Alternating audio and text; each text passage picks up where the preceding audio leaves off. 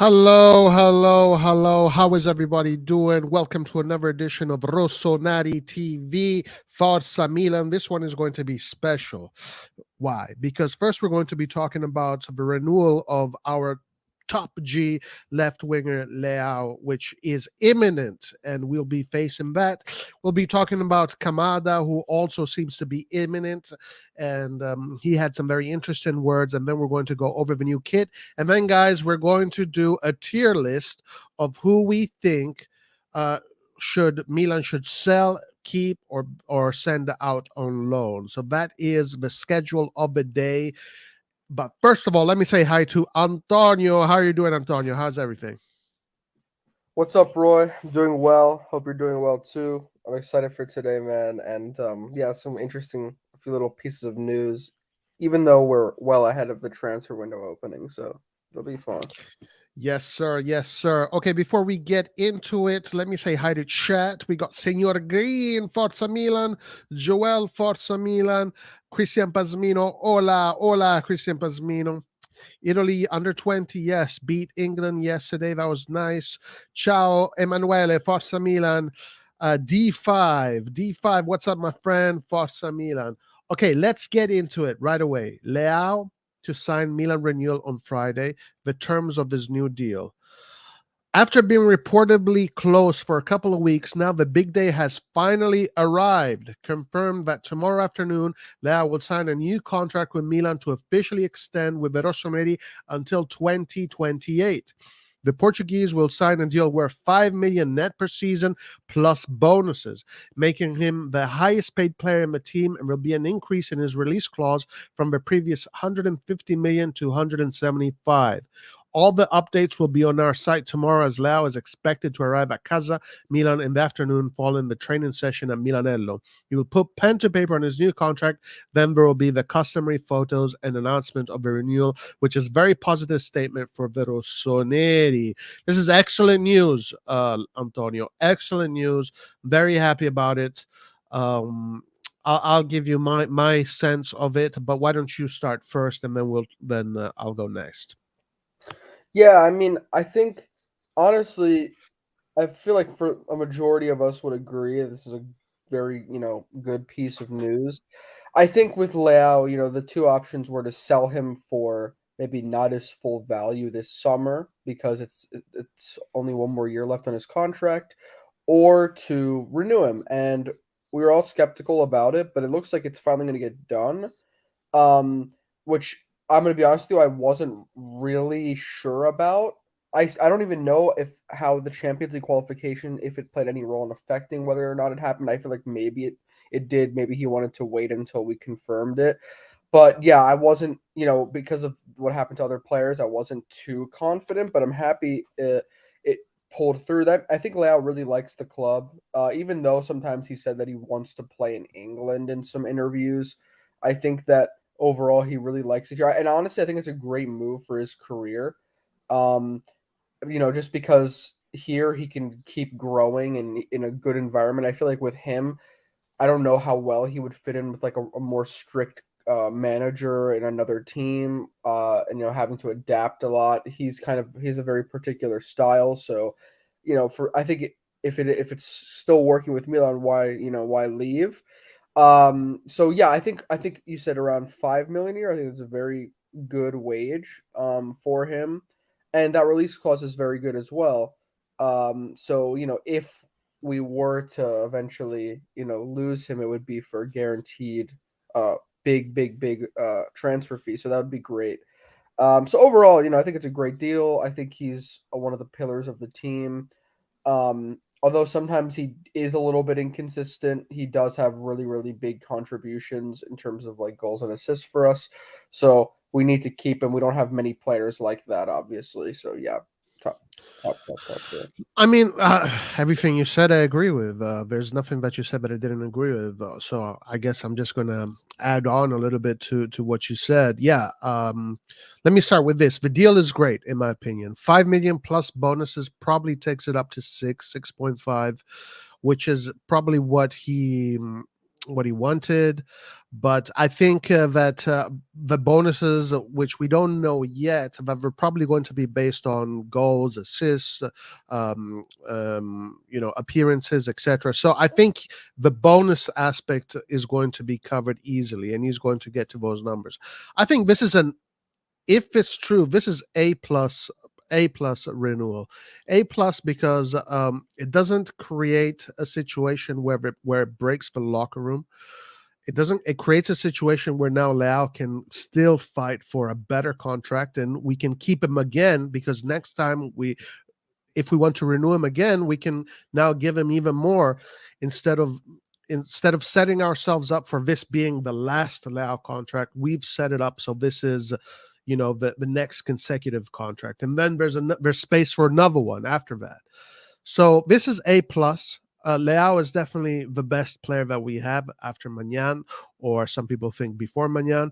So I truly believe that we need to keep our champions and build around our champions. So this is a very good. I gotta say, look, if we want to compare the market from last summer to this summer, it's already very positive. It's already very positive, at least more positive than last summer.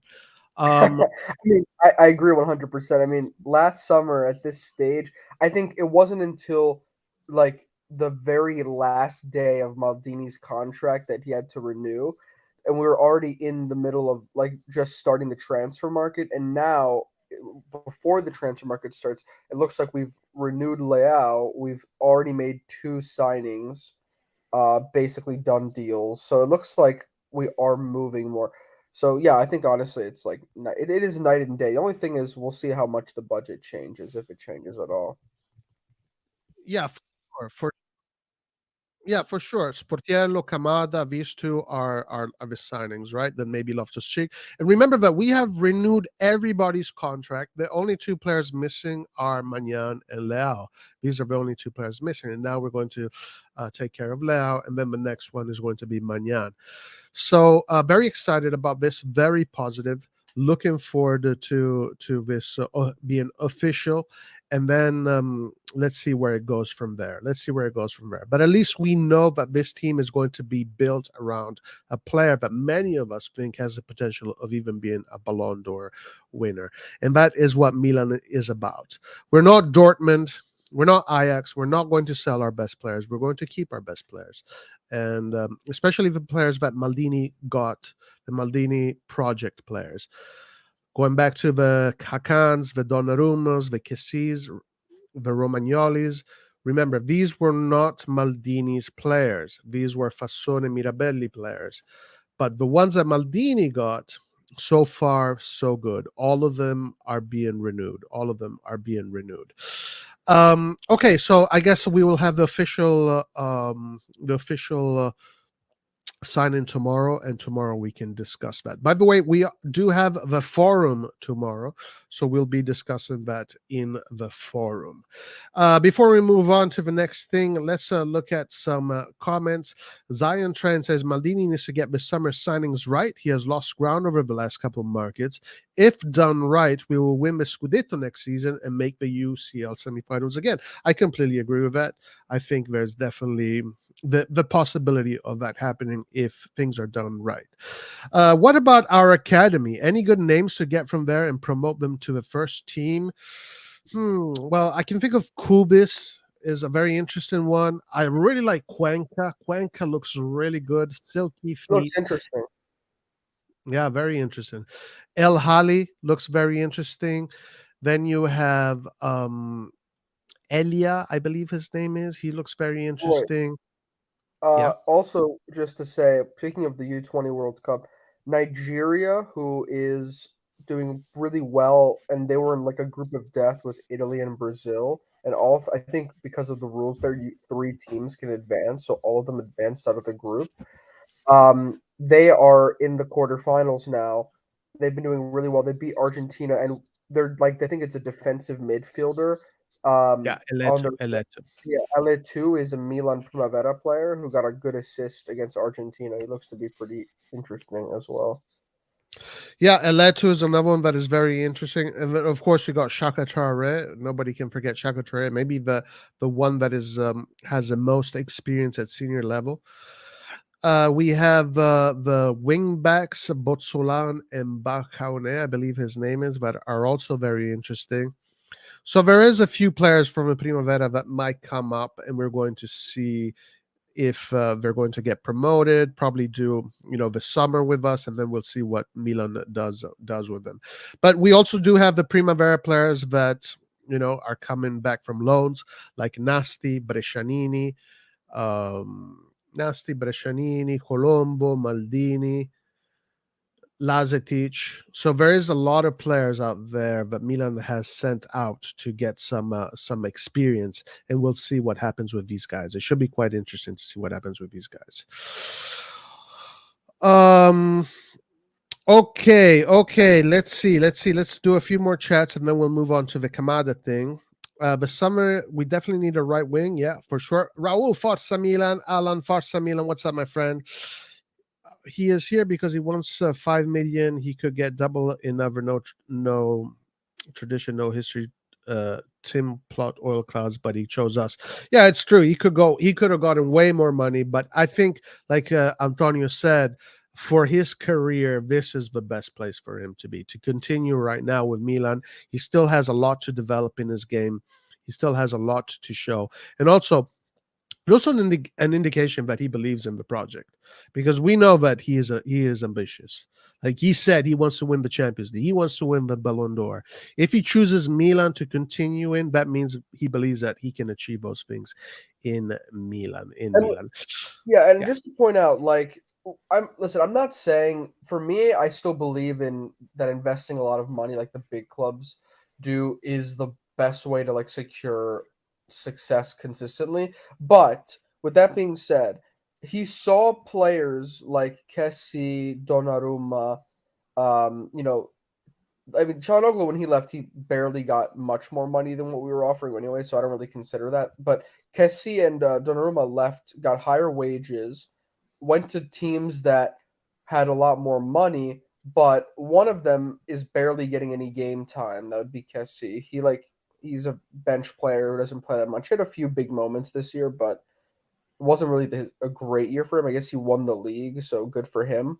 Donnarumma, of course, he can win all the French leagues he wants, but they left.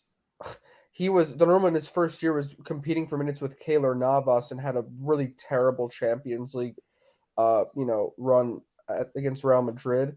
So I mean, I think he's seeing that it's not always you know easy, like the right decision to go and take the money for short term success. I think he, like you said, he does believe in the project, and we are being consistent. I think this year we hit top four. Ideally, we would have been competing for the league, but we had a kind of a strange year. So I think he backs the management to improve the team Yeah. around him as well. Yeah, and let's not forget that with the bonuses, he's making a lot. It's going to probably come close to 6.5, even 7. So it's not like he chose a small wage. He chose a set wage of 5 million plus bonuses that can bring him up to 7. So it's not like that. Not like we're not giving him anything. We're giving him a lot, and we expect a lot from him too. Daniela Metatori says, "Hi Roy, I saw this. Ruben Loftus-Cheeks has agreed personal terms with AC Milan with his contract up at the end of next season. Chelsea are refusing to lower their asking price of 21 million. Well, we'll see what that happens. What happens with that? I don't think we're going to be talking much about that today, since there's no real updates on it. But yeah, that is an interesting aspect of the summer mercato Milan, the Loftus Cheeks one, and we'll see how that goes. DS5, I have to look, but we paid, I think, to allow renewal. Oh yeah, about that, I don't know. We're not going to talk about. Honestly, I don't know, and honestly, I don't give a shit. Yeah. Okay, what's up, Andon? So Andon says, Leto, Charo, Botsolan are the players that we need to promote. Yeah, so we mentioned those names. Would you consider the former Milan product Aubameyang for next season? We talked about this yesterday. For me, it's a big no. Yes or no for you, Antonio? Just to I mean, I think he'd be like as a player, if we have to get someone, maybe if Ibrahimovic leaves, to fill in, I think he wouldn't be bad, but he's not gonna like he's already kind of old and he's slowing down. Um, he's more mobile than Giroud, of course. Like he's a bit, even though he's old, he has decent pace and is a good player. But yeah, I mean, I'd much rather have someone a bit more, in form. Like ideally, someone either in their prime or a younger player. Yeah, yeah. There's no the ceiling for Aubameyang has passed. It seems like his career, his best moments are well behind him. It's a big no for me. Big no. Big no. Agreed. This renewal is pivotal to our success. Very positive news, and I'm beyond excited for our future. Yes, it is true. It is very positive news. Saka renewed with Arsenal for a lot more money. Look at Rafa being loyal. Yeah, that's true. He probably did. Definitely. He probably did. Yeah. Barcelona about to get the Juventus treatment. True. Barcelona might not make the Champions League. They might be kicked out of the Champions League. Love Rafa before Renewal, now love him even more. Words cannot describe. That's amazing. No to Boyang has another old striker. Come on, guys. We need younger, not older. Okay, so let's move on to the next piece of news, which I think is interesting because there's a little bit more details regarding this, especially one name in particular. So here we go. The Athletic confirmed Milan have a verbal agreement with Daichi Kamada, who will join on a free transfer when his contract with Eintracht Frankfurt expires. Kamada will join Milan on a free transfer when his contract with Eintracht Frankfurt Roy, you cut out. I don't know if you're speaking, but your microphone cut out. Just saying. I can read. Um, so he will join on a free transfer when his contract with Eintracht Frankfurt expires at the end of the month. The 26-year-old was also a target for Liverpool, Dortmund, and Benfica, while clubs from Saudi Arabia came. Milan was always the option that he was most attracted to because he grew up supporting Milan after watching the club's Champions League successes. I knew that he loved Milan or that he wanted Milan. I didn't know that he was a Milan supporter. Interesting. Now he is expected. Oops. Roy, can you hear me? Yeah. Now he's expected to sign a 4-year contract with the club and become one of Milan's top earners. I think he earns about $3 million a season, with issues over image rights to be ironed out. Interesting. Yeah, it looks like he's going to be a done deal for sure. I didn't know he was a supporter. That's pretty interesting. Yeah, Roy, if you can fix your microphone, let me know.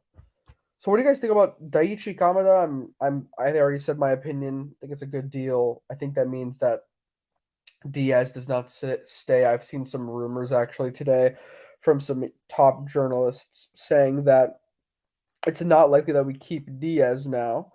So there you go. I think Real Madrid would want to keep Diaz. So yeah. What do you guys think about Daichi Kamada? Also on this point. Hello. Okay, now I can hear you. I can hear you.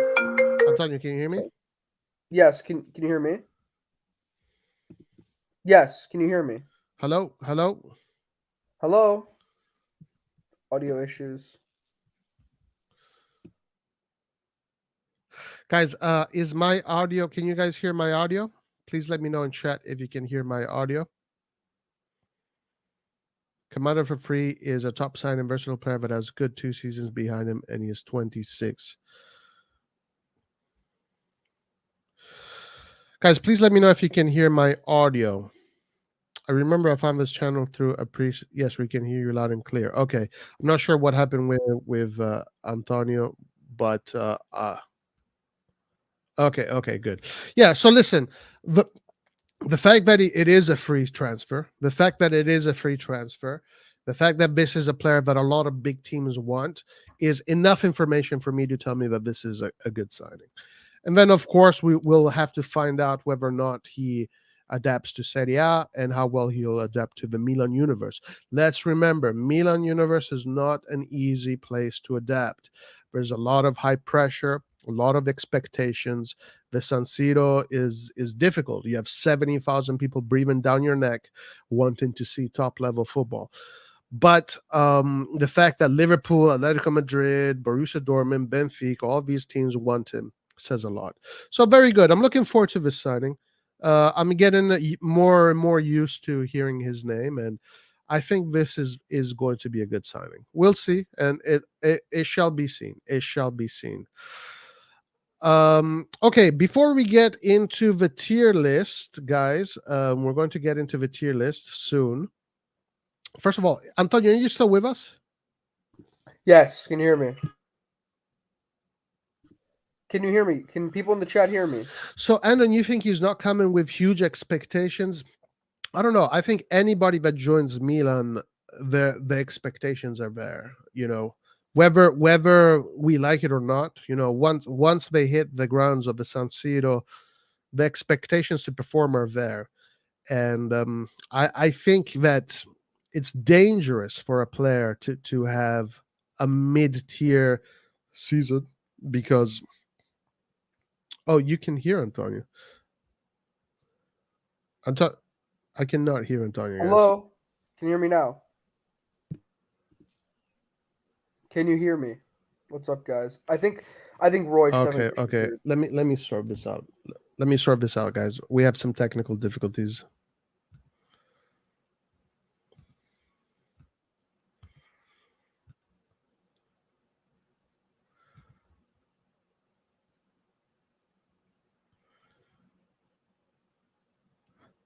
Antonio, can you hear me? Can you? Yes, can you hear me?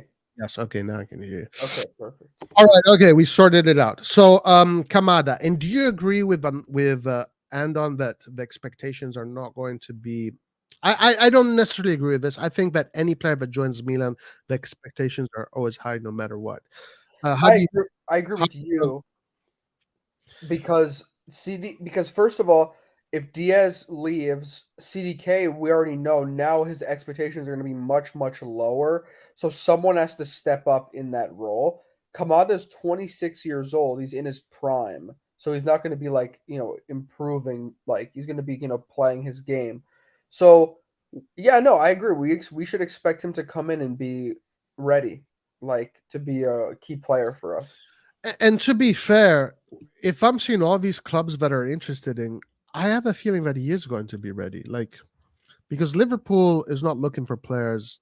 If Liverpool is after a player, they want a ready player. If Atletico Madrid wants a player, they want a ready player. It's very different from the CDK thing. Leeds was after CDK. Leicester was after CDK. It's not teams that are top four. If it's top four teams that are looking for Champions League, that are looking to win their domestic leagues, usually the players are ready to go. So my hopes are high, guys. At this point, my hopes are high. I hope he does a good job, and I hope he integrates in the team very well. I really do. I really do. Okay, Antonio, that is the Kamada thing. Let's move on. You wanted to discuss the new jerseys, the new kits? Yeah. Do you have is there a piece of news or should I pull it up myself? Uh I don't see anything. Let me see if there's anything on Sempre Milan. I can find it. If not, I'm interested to see what the Let opinions me see. are.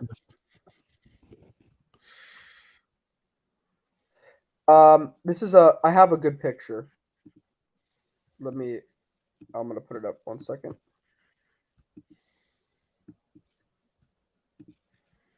Here it is. I got it. Oh, I put it All up right, here here as we well. go. Here we go, guys. The new kit.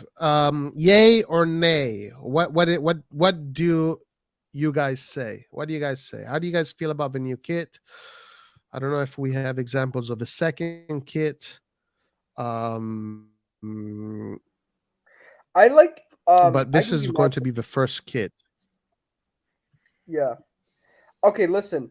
This I've seen the comments already. It seems like people are like divided and there's a lot of people that really don't like it. I think because it's like the most like modern kit we've ever had. Like it doesn't look like, the black stripe. So I'm sure that maybe you, Roy, maybe you're one of those people who like would like the more traditional looks. I don't know. But for me, I like it. I like shirts with a lot of red. I think it looks nice. Like I do like the red backdrop. I also saw some pictures of the back of the shirts and I like how there's like the back looks really nice. I like the shade of red. It's like a lighter, like it's brighter red. It's nice. Um So for me, I like it, and also I like sort of yellow or green goalkeeper kits. I think they look really nice, and I saw Manyan's kit looks pretty sick too in the back. So I'm in favor of the kit, honestly. Okay, guys, before we move on, by the way, click the like button, guys. We're only at 10 likes. Like, seriously, what the F? Click the like button. Do that if you're a Milanista. Show us that you're a Milanista. Click that like button. I'm also going to put a poll in the chat. I want to know what you guys think about this kit. How do I feel about it? I do like new reiterations of a kit, new versions of kits. The best kit that I have seen so far in these past, let's say 5-6 years, was that kit that we used this season for that game. You know, when we always do that special edition kit during the season, Yeah, that kit there, I loved that kit. I wish that was the kit. So let me be clear about that. I wish that was the kit, because that's the best kit I've seen in a long time. I freaking loved it, that was great. as opposed to the one last year, which was damn awful, the special edition kit last year. By the way, both every time we do these special edition kits, they're a banger in the merchandise stores. So good for Milan for doing these kind of things. This kit here, yeah. Am I crazy about it? No. Do I kind of like it? Yes. I like, because it's kind of different. It's kind of alternative. I think having one season of a alternative kit is pretty cool. Is it my favorite kit of all time? Not even close. But it is a kit that I think will look good at the San Siro, and it will look good when Milan players celebrate their goals in this kit. So I'm gonna put a poll, and I want to see what you guys think. Listen, let's do this. 1 out of 10. Where do you put this kit? Yeah, I'm more in favor of it. I would say for me like a 7.5. A 7.5, eh?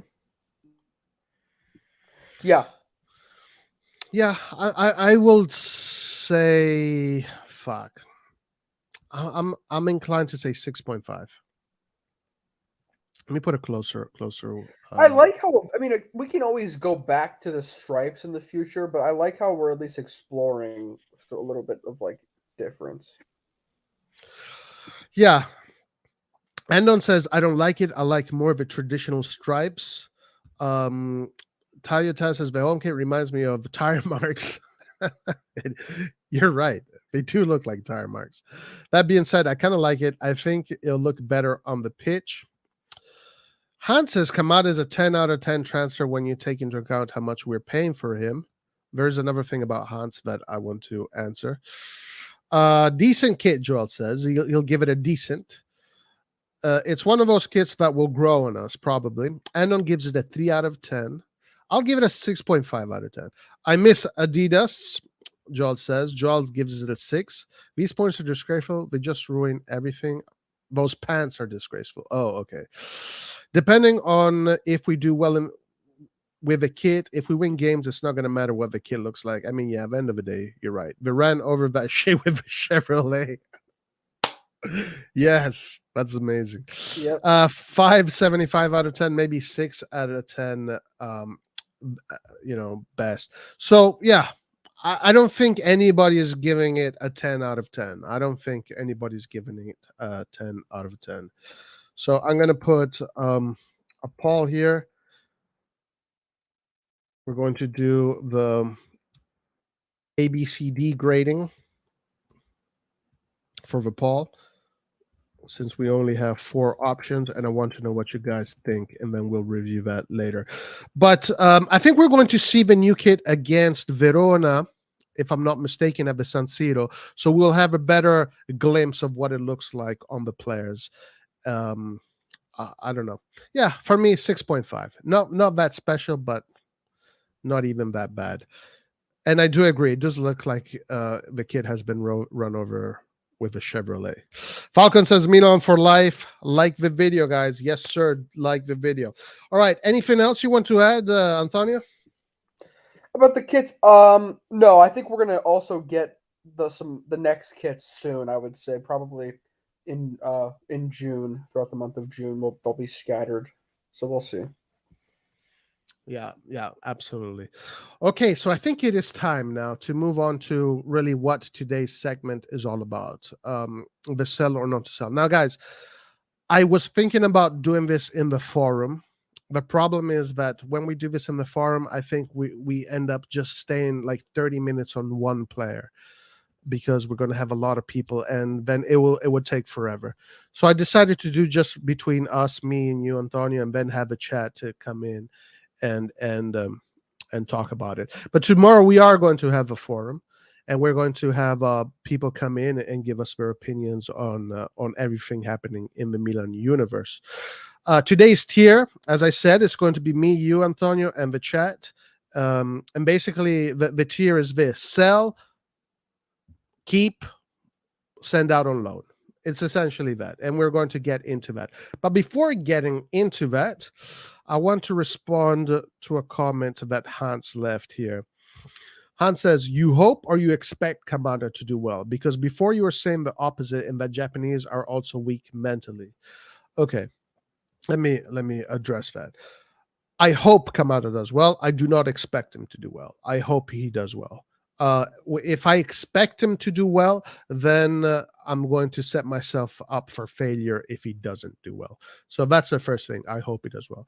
As far as the Japanese are also weak mentally, I don't know if that is completely true, but historically Japanese players have had a more difficult time integrating themselves into Italian football. Maybe now it's not the same. We'll see. We'll see. But like for example, like here, I'll give you an example. When it came to this World Cup, Japan looked great on the pitch. They looked great on the pitch. But the moment that game went on to penalties, I could have bet my fucking everything I own that they would have dropped the ball there.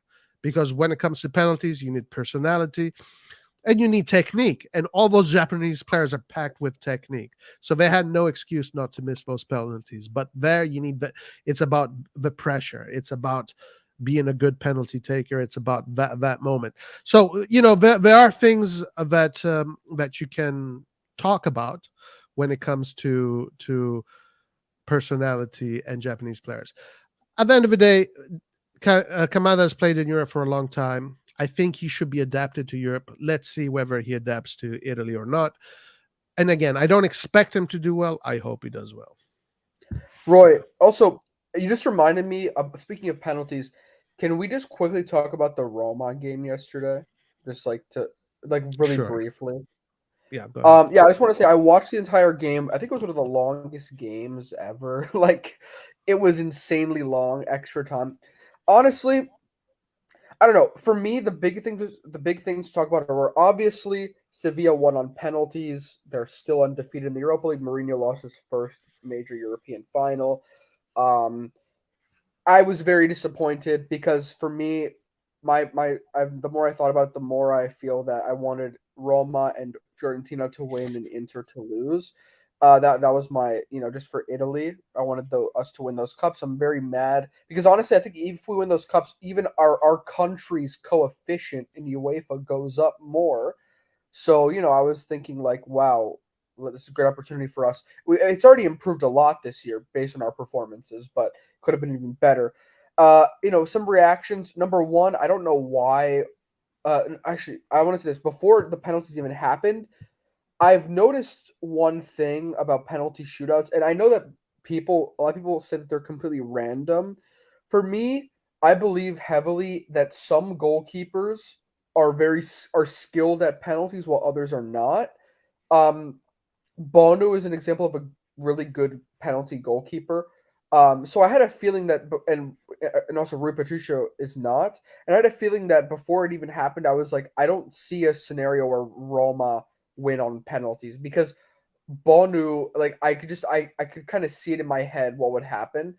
I also had the same feeling before the World Cup final where there was Emi Martinez against Hugo Lloris, an older goalkeeper, who's slow to react. You need good reactions. So I was already skeptical, and Sevilla won on penalties. I was disappointed. I don't know what Roma's penalty order was. I was kind of shocked by that. They had two like defenders take penalties. Um, and overall, I was disappointed. I know that Mourinho likes this defensive approach, but after you score one goal, you can't defend the entire rest of the game. It was an own goal, unfortunate, but Sevilla definitely deserved it because they fought back into the game. They were the much better team for the rest of the game. And the whole thing about the referees, like there's a lot of Roma fans, Mourinho complaining about the referees. To be honest with you, I don't really. I saw the whole game, and I don't really believe that the referee was super unfair or terrible. Even though I don't really like his style, like this English ref. I've seen him before. Overall, I wasn't like it didn't feel like a robbery to me or anything like that. I mean, they took off the penalty that they gave to Sevilla with VAR, which I agree. I don't think that was a penalty. Like I think it was a pretty fair game. They complained about a few penalties, like there was a handball, but his hand was pretty near his body, straight down. So for me, it wasn't that big of a deal. Like so overall, I don't know if you agree. I thought it was pretty fairly officiated, even though the common consensus by the Italian media is that it was robbed or something. But I don't agree with that. No, my opinion has got nothing to do with referees, and it's got nothing to do with which team deserved it the most. What I saw was clearly Mourinho messed it up. He messed up the tactics. He didn't manage the resources well. He set himself up for in order to have a very good short-term stretch of the game with his best players, but he set himself up to have a long stretch within the long stretch not to have any weapons, right? Pretty much any weapons. So he designed the game essentially to start with firepower but end it without any firepower. And that is very risky. That is very risky. He should have probably started with Belotti and Abraham or something like that, and then finished the game with Dybala or Abraham. Or something like that. And he set himself up in so badly that he ended up having to take the penalty takers with his defenders. So this was all on Mourinho. Very bad management of the game. He definitely lost this game. Not Roma didn't lose this game. Sevilla didn't win this game. Roma lost this game. Sorry, Mourinho lost this game with a very, very bad management of basically human resources. And listen, That's the way I saw it. yeah, and also just to add, speaking of Mourinho, now they're saying that this whole thing, we don't know if he's going to stay or leave Roma because there's rumors that PSG want to get him. But I don't know, like he hasn't really decided yet. I don't think, or maybe he has. He hasn't shared it yet. But it seems like he's going to leave. I want to say that I don't know if him leave. I think it's tough to like say if him leaving would be good or bad for Italy. On the one hand, Roma, he took them to 2 finals in 2 years. So it's good that at least he's kind of the best thing to like success. I mean, if you put him back in the Conference League next year, which I think that's where Roma are probably going to finish, then he's probably going to win that again if he's in there with Roma. But at the same time, yesterday in the final, where the game where most people watch the Europa League, he put on one of the worst, like tactical, like most boring anti-football performances I've ever seen. And I don't want people to think that that's what Serie A is, because I'm going to be honest with you, Roma probably play the worst football out of the top half Serie A teams, like overall in terms of their style of play. So I mean, most teams in Italy play better than that. So I don't want people to think that that's the way, like that's currently what Serie A is doing. So I am against that sort of style of play. Well, listen. I mean, at the end of the day, when you're playing a Spanish team against an Italian team, things are never going to change. Like 99% of the time, the Spanish team is the team that is going to possess the ball, and the Italian team is the team that is going to play on the counterattack. So whether it's Roma or another team, it's most likely going to be that anyway, because it's just the styles of football. At the end of the day, the winner, if Roma won, like we wouldn't be talking about the style of play. We'd just be talking about, oh my God, Roma did a great job at winning. So I understand that, and maybe that makes you angry. What people think about the Serie A, whatever it is, what it is, you know. I again, to me, it came down to Mourinho. Mourinho set himself up to not have a long stretch. I don't know if people know what I mean when I say long stretch, because a game is 90 minutes and a knockout game can be all the way up to 120 minutes. So you can't just manage the first 60 minutes. You have to envision what the first 60 minutes are going to be like, what the last 30 minutes are going to be like, and if you go into extra time. Mourinho set himself up to blow his load early, essentially, if you want me to put it into those kind of terms. Yeah, so that's how I analyze it. Yeah. Okay, anything else you want to add on to that? No, I just want to say that Roma's future is a little bit uncertain now. If he leaves, they're in. They had this game was like they put their entire season on it. It was a gamble. They had to get they would get Champions League. Now it looks like we're not going to have five Champions League teams, unfortunately, for Italy. So the only positive is there any positive to this? I feel like I heard something about maybe players, but that may leave. But I don't know. I There's not really any positive to this. I was cheering for Roma, and now I feel bad for their fans because now it's like if you're going from this final to your coach leaving to conference league, I don't know. They're going to need a super miraculous transfer market, and I want to say also that based on their players, they have a few really good players, but overall I think that a lot of their players aren't good enough, and Well, I'm listen, they're definitely good enough to get to the Europa final, right? Like, let's not yeah, just but for like think, a Champions League team, I would say like to make Champions League to play in the oh, Champions League. sure. Well, they're not in the Champions League, but let's not think just because they lost the final, all of a sudden they're a useless team, right? No, they're not useless. I mean, let's not forget that Barcelona didn't make the final, Juventus didn't Of make the course, final, Arsenal didn't make the final, Ajax didn't make the final. right. So, I agree. so But I want to say, like I'm just saying, like in terms of their quality and their style of play. Like yesterday, too many players. I mean, maybe it was Mourinho, like that gets most of the blame. But too many of their players were just like bombing the ball forward. That no one had any sort of like intention to try to like string together passes or make the right runs. I don't know. I guess it was Mourinho, but like there's besides Smalling, who had a great defense performance. Dybala, who we all know is a lot of quality, maybe a few others, maybe Pellegrini. I don't know, but besides those players, like I don't know. For me, there's a Spinazzola is yeah. He really had he good didn't have the defending the best ball. game, but yeah, he's good. Besides those few players, I think there's a significant quality gap between the top four teams. Maybe not Lazio, but maybe let's include Juventus, even though they're in seventh. But there's a quality gap between those four: Napoli, Inter, Milan, Juventus, and Roma, I believe. All right, okay. Um, and I'm not, and I don't like to like be cocky about Milan or anything because we have a lot of problems ourselves for our ambitions. But Roma, they need to do work if they want to make the Champions League. Let's just say. Okay, I want to move on. Michael says Roy's logic is flawed. How many penalties is Kamada going to really take anyway? He has crazy technique, and Japanese players are extremely disciplined. Technical players, what Milan is lacking. So what I mean by that is that when it comes down to moments of pressure, let's say if Japan is going to go to penalties, they're most likely going to lose to most teams. It's a general. It's not talking about Kamada. So that's the thing. Like Germany is going to mostly like win penalties. When it comes to penalties, Germany usually wins penalties. Argentina usually wins penalties.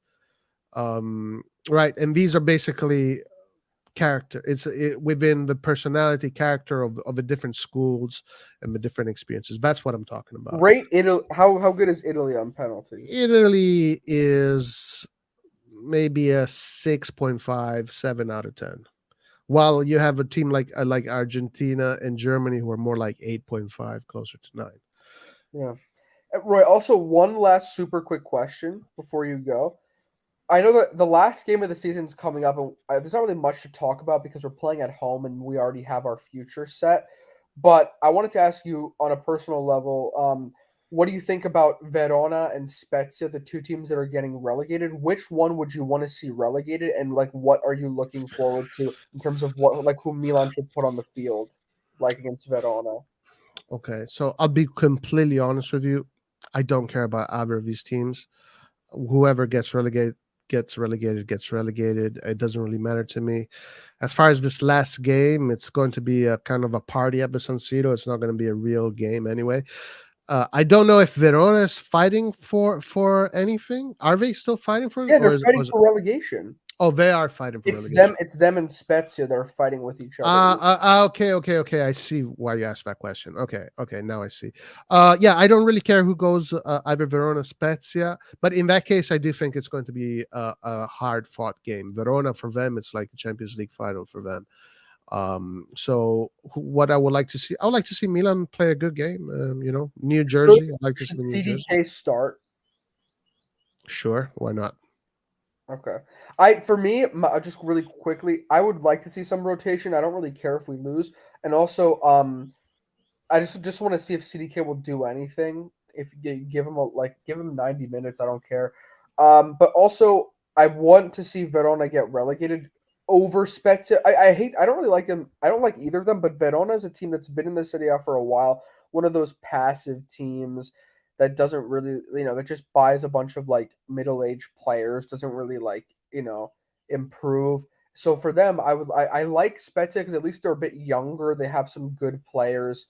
I mean, if they get relegated, maybe some of their players will leave for, we can pick them up, but I don't think they're like our level necessarily. But Verona's a team that, they're too stagnant. We need some more fresh energy, like a Monza coming in, these teams that play good football and have ambitions. So for me, Verona, they're better off being relegated.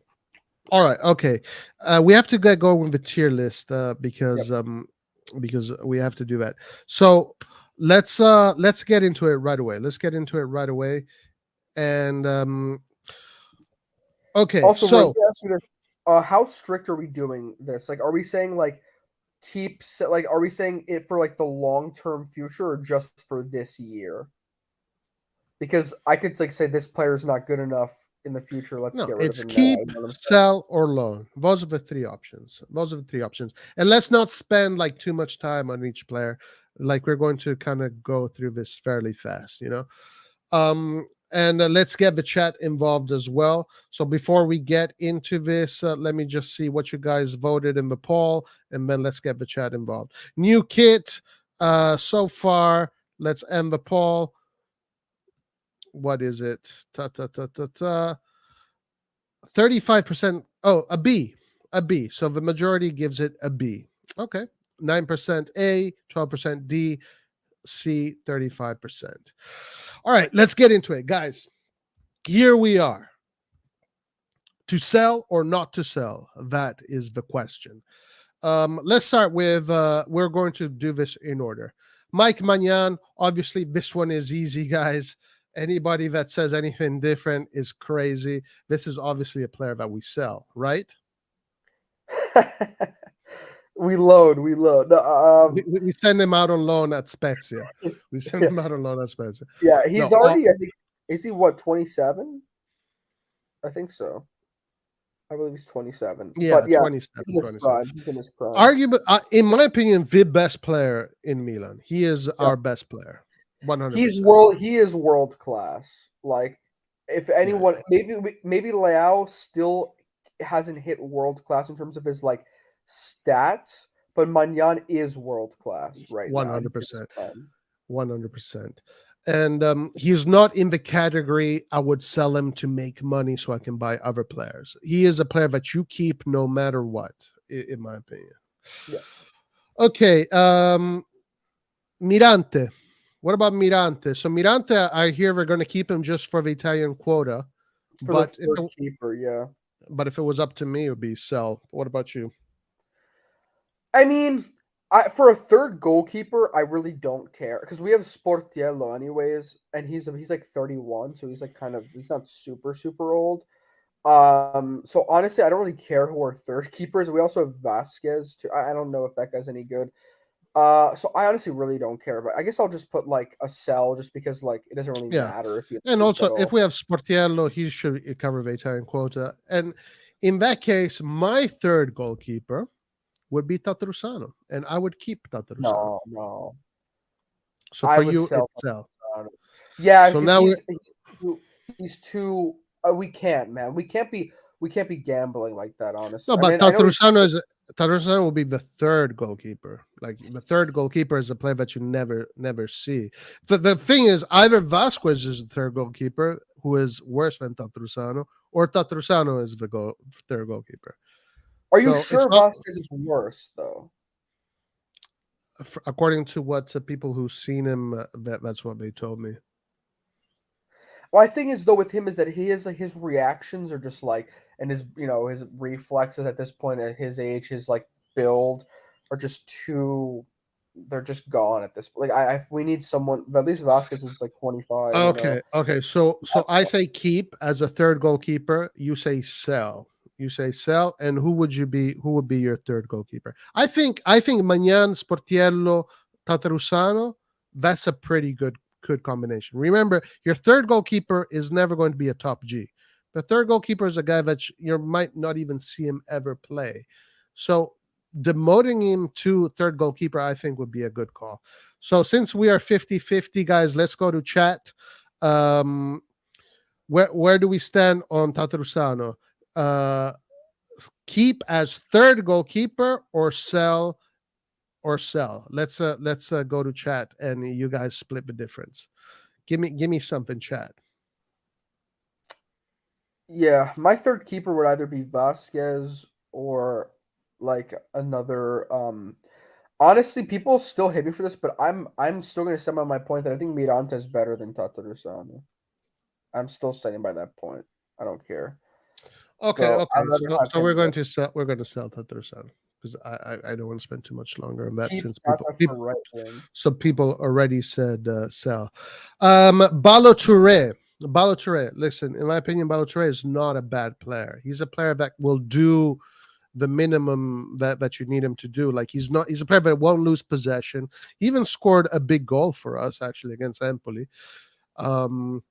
But I really believe that we need someone that is going to push Theo Hernandez a little bit more. So for me, Balo Touré is a hard sell. Yeah, listen, I agree 100% with what you said because I think he gets too much hate. Like, I don't know why people hate him. He's not like a terrible player.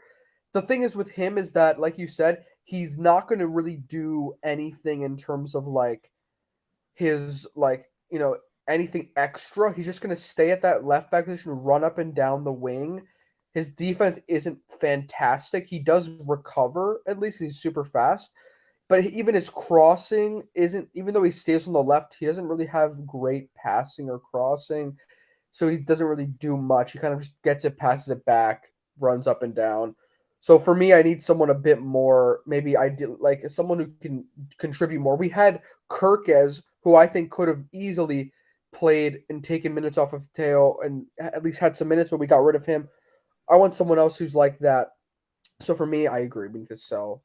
He's not up to the standard, and he's not Okay. young. He's not young, so I think he's like 26. Il Capitano Calabria. So even though Calabria for me, this season was pretty underwhelming. It wasn't his best season. He's had some very good seasons. For me, it's definitely a keep. I wouldn't sell Calabria. I would still keep him in the team for a little bit longer. Let's see how he continues to develop. Now, I'm not crazy about Calabria. I wish I would see more from him. Let's be clear on that. It's not like I say keep Calabria because he is the best right back in the world. I say keep Calabria because he's a good role player to have, and if needed, he would give us depth if needed. And so I'm 100% keep Calabria. What about you? Yeah, I agree. This is a pretty bad season for him. I think the one thing he really stood out in terms of his good performance was against Napoli, locking down Kvaratskhelia. He did a really good job. He's good at guarding those technical players, but sometimes when in certain like tactical situations, he gets really exposed. Against Inter, he's usually really bad. Um, I don't know. In the long term future, for me, it's no. But for this year, yeah, I'll keep him. I guess. I don't know if he's going to be he's not really a top right back in my opinion. But So people in chat are divided when it comes to Calabria. Honestly, if we get a nice offer, sell Calabria. If no offer, for sure, keep. Rock says sell Calabria to La Liga. Sell Calabria, keep Calabria. We need strength in our aerial ability at the back post. Also, someone who is fit for 30 plus games a season. So, yeah, depending on who you ask, of course, it's going to be different. Um, so for us is keep. And again, I'm not saying that we keep him for him to be the main starter. If he earns the spot of main starter, then so be it. Good for him. But let's say he loses that main spot, having a Calabria coming off of the bench is not bad for your depth. And Roy, All right. look at this comment by the way. Just saying, Jeremy Frimpong. When we played Celtic in the Europa League, I immediately said that this guy is a great player, and he was like 19, right back. Now he plays for Leverkusen. Now he's one of the most sought after right backs in Europe, young right backs. So I agree 100%. I wish we had signed him once again. What the heck is our management doing? Why are we not signing these young players? But anyways, Okay. So next one is Dest. We don't own him, so we can't sell him. I don't think he's done nothing for us to convince us that we should keep him. By the way, for Dest, there's a piece of news. Apparently, Barcelona and I think Union Berlin or some German club is negotiating, and I think they're already like gonna sell him to some German team. But yeah, Dest did nothing this year, so yeah. Yeah. So and also there were reports coming out that in training he's very undisciplined. In the locker room, he's undisciplined. He doesn't work hard, and also he creates a little bit of chaos in the locker room. So Anto Viterlo was reporting on this a few days ago, since there was a similar story with Ante Rebic. So this one is easy. Just Dest time at Milan is done. This one here breaks my heart a little bit because I think Florenzi is a top player. I really do. And I was very excited when Florenzi joined Milan. And the contribution he gave us in the year of the Scudetto was important. A lot of people don't want to remember it, but I will remember it. I wish he didn't have all these injuries. Otherwise, we would have incredible depth if he was fit. But the thing is, like, we didn't have him for the whole damn season. Literally, we lost him in the beginning of the season, and still to this date, we still don't have him. So it hurts for me to say that there's no point in keeping him at this point. We just need to move on. But it really hurts me because if he was fit, this guy would be a top player. He'd be a top player. So I say sell, and I say with a very heavy heart, heavy heart. I agree because, like you said, I think he's a good player, but we need to start having players that actually can play and can contribute on the field, because this season was a disgrace for us to be this far in the Champions League and to be in all these competitions and to not have any depth whatsoever because of injuries whatsoever, all this stuff. But so for me, we have to start getting players that can play a majority of the season, and it's got to be a sell. We need to start. We need to be fresher. Yeah, and with a real heavy heart, because in any roster that I would put together, if Florenzi was fit, he would be in my roster. No doubt about it. All right. So, guys, before we move on, please remember to click that like button, especially if you love Milan. If you don't love Milan, then click the like button anyway. But if you really love Milan, click the like button, because I heard that if you click the like button, not only you're going to wake up with $1 million in your bank account, but Milan is going to get 10 million euro every time you click the like button. I promise you guys, this is true. So a lot of people say sell Florenzi any day. Sell Florenzi, can't give us a full season. Love Florenzi, but sell him.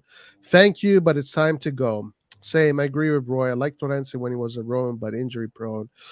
If why do you like Milan, get the fuck out. If you don't like Milan, get the fuck out of his channel. Too many injuries, yeah. So I think most of us agree on Florenzi. All right, so now we have Gabbia. Gabbia is next. My opinion is Gabbia deserves to play football. Should we sell him? I don't know. I don't think so. For me, Gabbia is loan. I would like to see him go loan. I would like to see what he does if he is deployed for a full season in a team, and then I can make the decision whether to sell or keep him. But for me, this is a loan. What about you? Yeah, I agree. I think loan. I wouldn't keep him. I'd either be sell or loan just because he hasn't really stepped up. He hasn't had too many minutes, I guess. But so I guess loan him, let him play, like you said. I don't really. I mean, if Pioli isn't playing him, it must mean that he isn't seeing much compared to the other center backs. Like saying that he's just not as good. So that means that he probably isn't ready to play in those big games yet. But so if that's the case, let him get more experience. At this point, you need to build that experience. So yeah, I agree.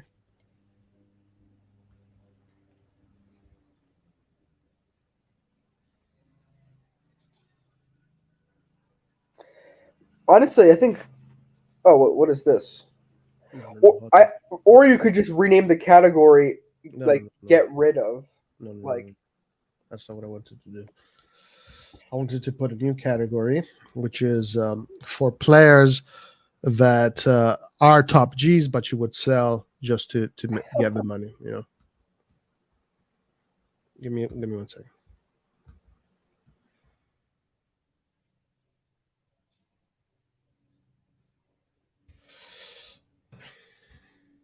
All right, Teo Hernandez, ragazzi, well, signori e if signori. my dad was here. No, I'm just kidding.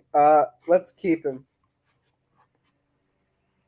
So Ronaldinho says keep Gabi. I don't think he can improve, but he's okay with being the fifth choice center back. Interesting, interesting, interesting. Homegrown and Italian. Ciao, I'll play Gabi, and he come from different league and country. Okay, so Teo Hernandez, I think for everybody, this one is the easiest one. This one is keep. Would you consider when I say sell to monetize? I'm saying players that are easy to sell. Like I don't think Calabria is easy to sell, and you get that money, and then with that money you buy this and that. Like Teo Hernandez, if I say tomorrow, hey guys, Teo Hernandez is for sale, I have a million phone calls. Yeah, it says interested. Liverpool, PSG 100 million. PSG, Bayern, Real Madrid, Man City. So this category, sell to monetize, is for players like that. Let's just be clear. I would keep Teo Hernandez 100%. He is one of our world class players, in my opinion. He is a top two, top one, top three in the world in this position. Keep. You keep your champions. Yeah, listen, I'm gonna be honest with you. For the point of this conversation, I'll just say keep as well. But I would have to evaluate how much money. Like if they're offering us crazy amount of money for him, and we would have a good bat, like someone else we can go and buy. I wouldn't be opposed to selling him. But I think overall, I would just say, Interista. oh come on. Okay, I'm joking. Overall, I'd say keep though. All right, keep. Okay, if we sell Theo, we'll be mad as fuck. Keep Theo. Absolutely keep Theo. Chop. Oh, okay, we read that. Yeah, Theo is 100% a keep. But honestly, you know, I was joking, of course. But even if someone comes and offers me 200 million for Theo Hernandez, I would not sell it. I will keep Theo Hernandez no matter I what. disagree with that. But yeah, whatever. Okay, let's move on. Next guy is Kalulu. For me, Kalulu, a player that you could sell to monetize because you only paid 500K for him, but you need top G defenders. We have one. Why sell him? I say keep him. Let's keep him for another few years. Let's see how he improves. He has already proved to be a top defender in Italy. He had that great run last year where Milan didn't concede any goals. This year, a little bit more difficulty, especially in this last part of the season. But for me, he is in the keep category, 100%. What about you? Yeah, I'd say Kalulu is doing. He's a good player to have. Like you said, he's had some really weird games this year. I think that's also because he hasn't been as consistently playing as he did last year. But so for me though, like there's no point in selling him. You're not going to get crazy amount of money. There's no point in loaning him. He's good on the team as he is, and he can play right back and center back. So keep. Yeah, true. Depth, first team if you need, and also you can play center back and right back, and really good in a defense three as right center back. 100% keep. This one here, the next one is tough. Kjaer. This is a tough one. Yeah. Sell to monetize. I don't know if there's much market for Kjaer. He's still, I don't know what he still can give to his team. I think there is a little bit of a tear, of a rift between him and Pioli. That injury definitely affected him for sure. I'm inclined to say at this moment, sell. Hmm. But I'm not 100% sure because if we sell Carey, you have to replace him with a really good defender. Yeah. So let me hear your opinion first. Let me go to chat and then I'll make up my mind. So in an ideal world, we would sell him or get rid of him, however you want to put it, and we'd get like Ndika or another top center back, like someone who's younger, who's also maybe like in their prime, like just someone who's like has enough experience, maybe not a super raw, or even a young center back who's good, like Chow ended up being if we can scout one like that. But he does have good experience, so ideally we'd get someone who has maybe like in his mid 20s. So Ndika would be perfect. But if realistically speaking, I don't know if that's going to happen, and so it's tough. But if we have to go with like an ideal situation, I would say so.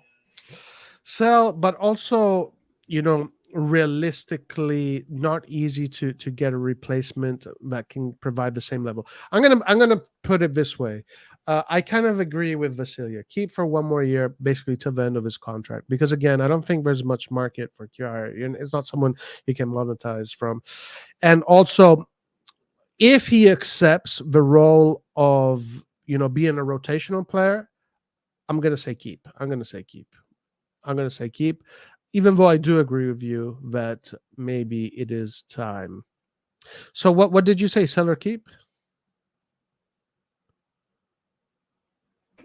Sorry, I said sell for me, but I honestly like it's kind of like up in the air. This one is a tough one, guys. We need help in the chat. Let's see. Let's go to the chat here. Sell Kjaer. Sell. He's getting older. Keep. Defense is the most difficult position to play. Kalulu still good. Sell Kjaer. Is ego getting too big and he's way too inconsistent. I love Kjaer, but I think it's time to sell. Sell if we can get a cheap replacement. Keep. Run out of contract. Sell. Keep. Oof, man, this is a tough one. Listen, I'm going to be the big man here, and I'm going to say you keep him for one more year. Keep him as a rotational player. Run out his contract, and then let's see what happens. Because at the end of the day, he's still a valuable asset, no matter what. Oh, you're such a dictator, man. No, I'm just Yeah. We're going to say keep, but with these conditions. Because again, who are you really selling this player to, and who are you getting if you don't have them? It's not like, yeah. All right, ciao. Let's move on to ciao. Arrivederci. Ciao, arrivederci, come stiamo? A dopo, a domani. Ciao is a no-brainer. Not only you keep, but you reinforce. You keep him here forever. Chow is a player that already we've spent 8 million on him. His worth now is over 20 million, and that is going to keep going up high. As I said, this was a pure genius Mercato move from Maldini this summer. The only good thing about the Mercato this summer, Chow for me is a no-brainer. You keep him, you build the defense around this guy for in the future. Chow has now become one of the players I'm most excited with. Just to save time, keep him. I'm really impressed with his consistency in terms of like for having jumping in his first year being solid. His potential's amazing. His build is great. He's got decent pace, good positioning, and his aerial ability is really what we needed in a defender. And I've noticed that with him in the field, we do look a bit better on set pieces because we're terrible at that. So he looks to be that's the best signing of the summer, last summer for me. Fantastic, fantastic signing. Great, and I think he can be in the German national team. Yeah, and he was actually already called Yep. for the German national team. So this one is a easy keep, yeah, for sure. And everybody agrees in the chat. Everybody agrees with chat. Keep Chow, keep By the keep way, Chow. Roy, on his debut, remember he had like 2 huge saves against Verona. Do you remember that? Yeah, yeah. Mhm. That was amazing. That was so impressive. Chow is the future, bro. He will be better than Tamori and Kalulu. Keep Chow, potential world class. Chow, keep. He's a keep. Keep the whole back line at a CDM right wing a striker, Ricardo says. Okay, so this one was very easy. Now we go to Tomori, a player that some people say sell to monetize, some people say sell because they just don't like him, and some people say keep. For me, Tomori, is seen as the best defender at Milan. He is, according to the management, according to the coach. Um, yes, did he have a great season this year? No, not in compared to the last two. But I mean, at the end of the day, nobody's going to have a great season every year.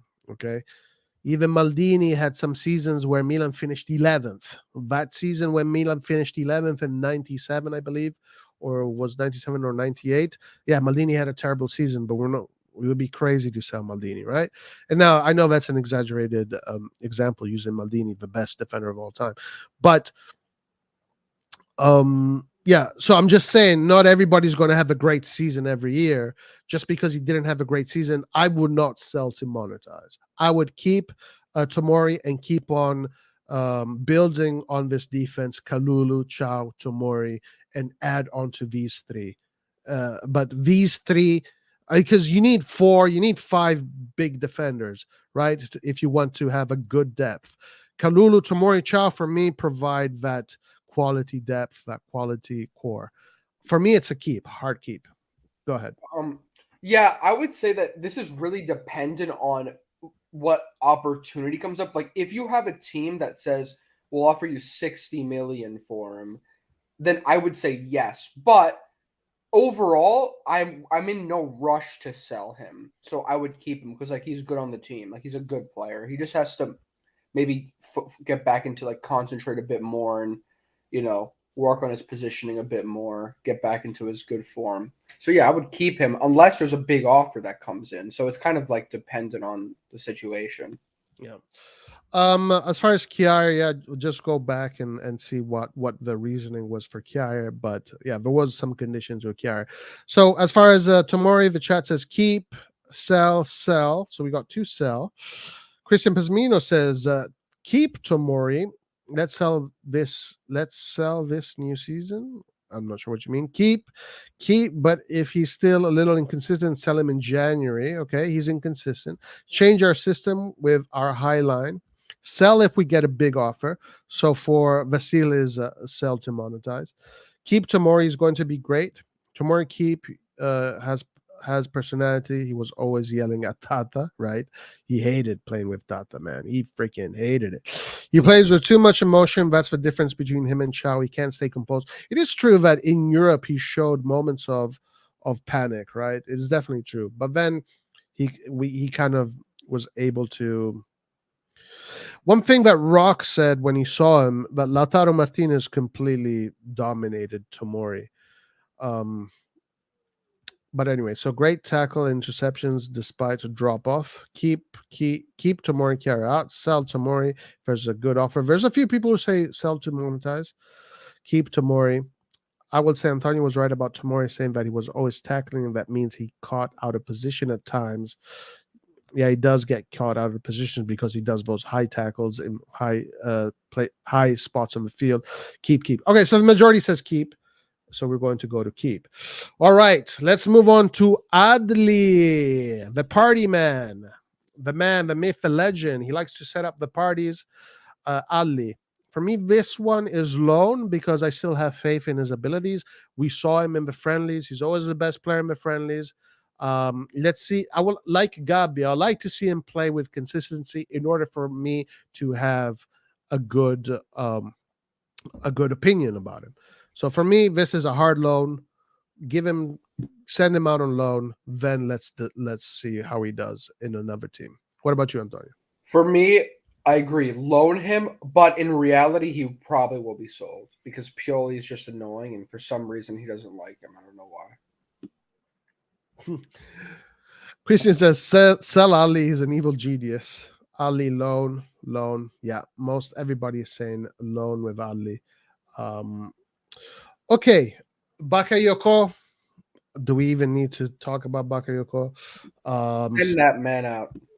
Yeah, so Bakayoko out of the picture, similar to Dest. Now, Bakayoko, not a player that is actually works hard in training, is disciplined, is not a problem in the locker room. He's actually a positive person in the locker room and in the training ground, but it's just it's the football. It's just not working out for him. He's got these huge wages that we need to think about. It's time for him to move on. The Bakayoko Milan marriage is over, essentially. So, yeah, I agree with everything you said. Yeah. All right. Benacer. What do we do with Benacer? Keep, sell to monetize, sell, loan. This one is interesting. Very interesting. I'm going to say sell to monetize. And the reason why is because I love Florenzi so much. If I say I'm ready to sell Florenzi, I'm going to say Benacer, sell to monetize, even though he is, I think, our best midfielder. The thing is, like, next season, we're not going to have him for the entire season, pretty much. He's got this injury. He's going to miss the whole summer training. He's going to come in halfway through the season. We're not going to have him. And this is a recurring thing. I think he is a top player. For me, it's sell to monetize. If anybody wants to have an opinion, different opinion, go ahead. Antonio, go ahead. It's so tough. I don't know how the injury would affect us selling him, though. So it's complicated. I like him, but I agree that for me, I don't think he's a top player. I think he would be a bench player for a top team. So what is it? Well, for us right now, I would say keep because we're not at that level yet. Vasil says to Benacer has been more than Florenzi. Oh, for sure, 100%. Keep his one, but his sell if offers good. Benacer is untouchable. You guys go and ruin my Milan with your booty cheeks. Keep Benny, bro. Listen, most of the people here saying are saying keep. You said keep, right? So for me, it would be sell to monetize, but because most of you guys are saying keep, we're going to keep him. But I want to be clear. This is a player that I would sell to monetize. All right, let's move on. Brahim Diaz. Another player that I do like. I don't like that he's actually a Real Madrid player. And honestly, the news today is that Real Madrid is going to keep him. For me, this is a hard sell at this point. I'm tired of being Real Madrid's garage. Yes, Brahim Diaz has had his contribution. Now we have this money. Either spend it on Brahim Diaz or someone else. I would say don't spend the money on Brahim Diaz. Spend it on SMS. For me, it is sell or no more Brahim Diaz. Antonio. I agree 100%. I'm going to be really pissed off, though, if at Real Madrid he just turns into, like, one of the best finishers in Europe, because for me, his end product is not good enough, like, in terms of his, like, shooting and his, like, ability to shoot. We need someone a bit more dangerous there. No to 30 million on Diaz. Diaz out. Tielemans in. Sell Diaz. Imagine Diaz still coming back to Milan for a loan deal. Yeah, no more. I would not want to see another loan deal with Diaz and then go through all of this again next summer. It's like, yeah. Don't renew. Okay, it looks like everybody here is more or less in agreement. The man, the myth, the legend, Krunic. Lord Krunic. Great utility player, has grown into Milan fantastically well. Sell to monetize, I don't think there's much to monetize there. I would say keep, because as a rotational player, as a utility player, he's shown to be very good and very helpful. So for me, it's a keep. What about you guys? I'm just gonna say sell just because I don't think he's good enough. Like he's only a rotational player. I know we need it. Well, I guess it's tough because okay, for this year, fine, keep. But in the future, I would want to get rid of him. Damn, look, the chat is all keep. The chat, bro, everybody loves Krunic. I love this, man. Lord Krunic, Boston MVP, the Swiss knife. Keep. Everybody says keep Krunic. So even if you did say sell, because the chat is involved in this, and it's not so, it's we're gonna say keep. But I hear you, bro. I definitely hear you. All right, Pobega. Interesting one. Underwhelming season. I think I expected more from him. I think we still have yet to see what he can offer. He is part of the Italian quota, but he's not like, one of the top G Italians, at least not yet. He does remind me of Ambrosini. Ambrosini in the beginning was, a bench player. He slowly became very important for Milan as he got older. I'm a little bit undecided with Pobega, to be honest with you. If there's a better option, then yes, I would say sell, but I'm a little bit undecided. So you go first, and then let's look at chat. I'm inclined to say keep just because I don't think he's playing in his ideal position. And when he does play, he's one of the only midfielders that actually has an eye for goal. The main thing for him is to improve his defensive work, but he has everything he needs in terms of like physicality and his like build to be good defensively. It's just that he maybe isn't used to having that defensive pivot role. But when he does play, also he's Italian and we need that for the quota. And when he does play, the guy scores goals and he's one of the most clinical midfielders that we have. So I like him. I think that he's just one of those players that Pioli just doesn't know how to use. And I would like to see him stay. So you say keep. A lot of the chat here says either sell or loan. I'm undecided. So what is it? This is an impasse. We're at an impasse. I don't know, man. We are at an impasse. Loan is kind of like the moderate answer, I guess. I don't know. All right. Again, I will have to be the big man here. I'll make the decision. I'm going to say keep Pobega as our last in the pecking order of our midfielders. Keep him as the last choice. I think him as being in the last choice for next season is good depth. Right now, I think the last choice is Vranks, right? So since Vranks is not coming, he's going to be the last choice. But whether sell to monetize, we can all agree. So I'm going to say just keep under those conditions right there. All right, Salamakers, 100% easy peasy, Fabrizi. Keep Salamakers. He is a top G. He fights. He's a warrior. For me, this one is a hard keep. What about you? Keep, but he's a bench player. Keep, but as a bench player. Okay. Do you think he's going to provide anything more than just being a bench player in the future? He can start, but he's not.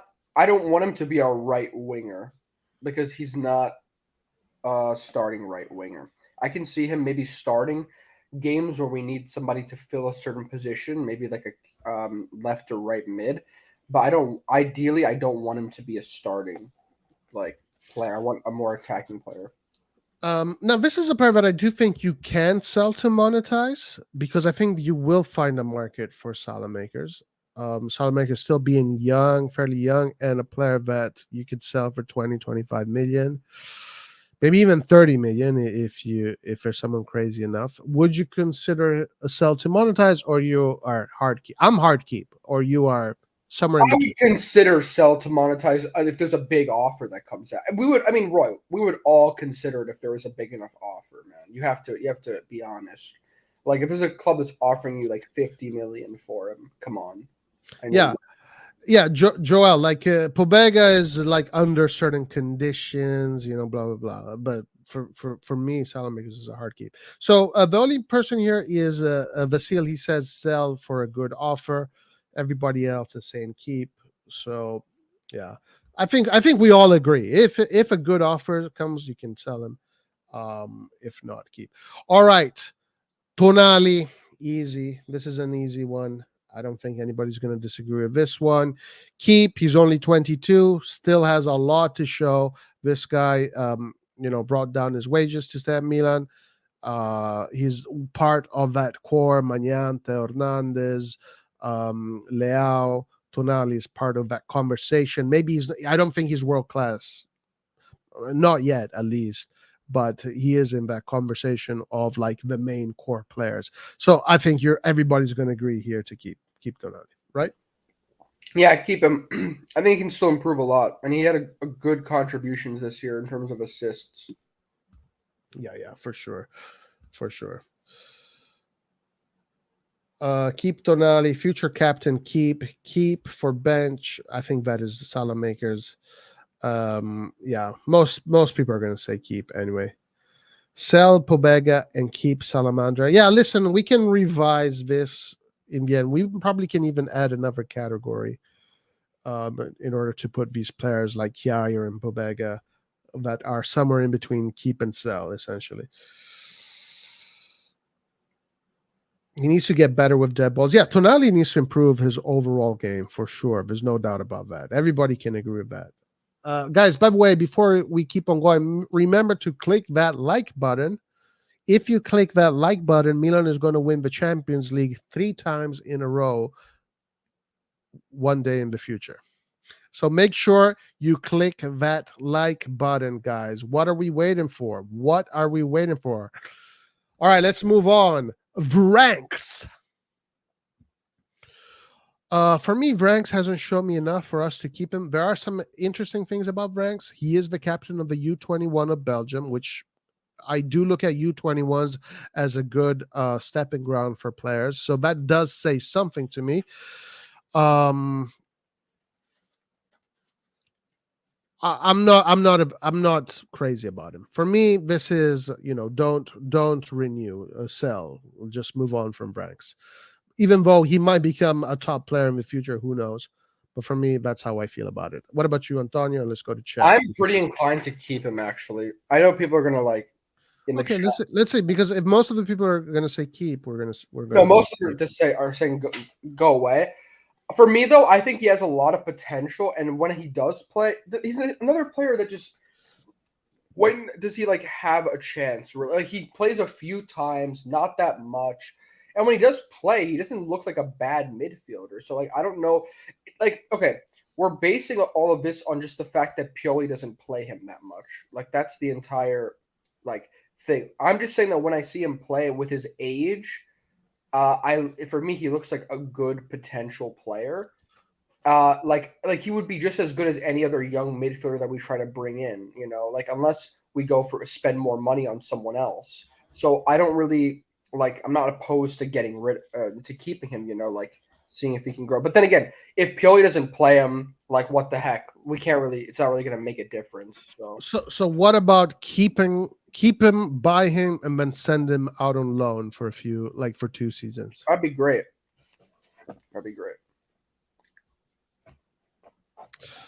Okay, let's see. Basically, if we keep him, that is the conditions. We keep him to send him out on loan. Do we agree with that? Let's see, does the chat agree with that? Yes or no? Because listen, let's be honest. Going into the next season, I think someone said it right here, and I really agree with him. Andre Gibson said, we don't have time to wait on ranks. Like right now, we are in a position where we don't have time to wait for players anymore. That period of Milan's project has passed. Now we need to have players that can produce right away, right? Especially because if we want to win the title, if we want to go deep into the Champions League, that's just the way things are. So I agree that Vranks does not fit that category yet, but I'm pretty sure that in the future he will fit that category. He will be a player ready for a top club because so far his history in the national team does say that. So let's see if people agree with that. Let's see. Return ranks to his club. Each like equals 1 more year added to Krunich's contract. That's right. Keep ranks. Sell ranks. He will be a good player in the future. Just won't be at Milan. Keep, but not for 12 million. We don't have time to wait on ranks. Loan ranks. I like how he's both footed. Buy and loan him. Keep for like 8 million if we can reduce the price. I think Branks has the potential. I'd keep him. Let him go and get Endure from Benfica for free. I agree with that. If we're going to get a youngster, we might as get a youngster that is for free right now, right? Branks plays with head up. Not too many can do that. I keep him when he's playing. You can see he's a good player. Vasil says yes. Basically buy him to loan him out. Only problem with Branks, he's slow as fuck, otherwise good player. Why would we pay his buyout to loan him out? We have a limited budget. A waste. If we were rich, fine, but we have a limited budget. Yes, but don't pay 12 million. Okay, so for me, this looks like a sell, my man. Because, like, yeah, I mean, the truth is, if we're going to spend money this season, we don't have that much money. I don't think it'd be smart to spend it on ranks, Antonio, right? Yeah, sure, but once again, I mean, who are we going to spend? Like, who's going to come in the midfield? Ruben Loftus-Cheek? Like, who are we spending that money on? You know what I'm saying? Yeah. Okay, so guys, listen, we're going to put this one in this category here between sell and loan. So I'm inclined to put him here on loan under the pretext that most likely we're selling him. But if we do buy him, it's on loan. So this one is like one of these conditional situations. If we buy him, is just to loan him back out. Right. So I probably should add that category here between sell and loan. All right. CDK. CDK. Wait. Can I address this guy in the chat again? Yes. I was the one who said keep Benacer. So what the hell? Why are people attacking me for Benacer? I said keep Benacer. I think he'd be a bench player for a top club. He'd be a starter for us, but in the future, I don't think he's a starting CDM. That's all I'm saying. All right. Anyways, CDK. Okay. All right, CDK guys, big topic of debate here. No booty cheeks for Vasil. No booty cheeks. Toyo says loan CDK. Yeah, going back to the Benacer thing. Yeah, Antonio wants to pay 30 million for RLC. Barca Madrid City fans all want Benny. Keep CDK. Only Milan fans don't value Benacer. Loan CDK. Keep and play him in a different position. Cammy does not have enough space. Get that bitch made player out of my team. He causes Raspadori. Sell, or use in player exchange. Interesting. KDB is bench for Man City. Loan City. For me, it's a loan. For me, it's a loan. Look, we spent the money on this guy, 35 million. I think it takes yeah. Sorry, go ahead. No, finish. I'm just going to say right away. For me, it's a loan.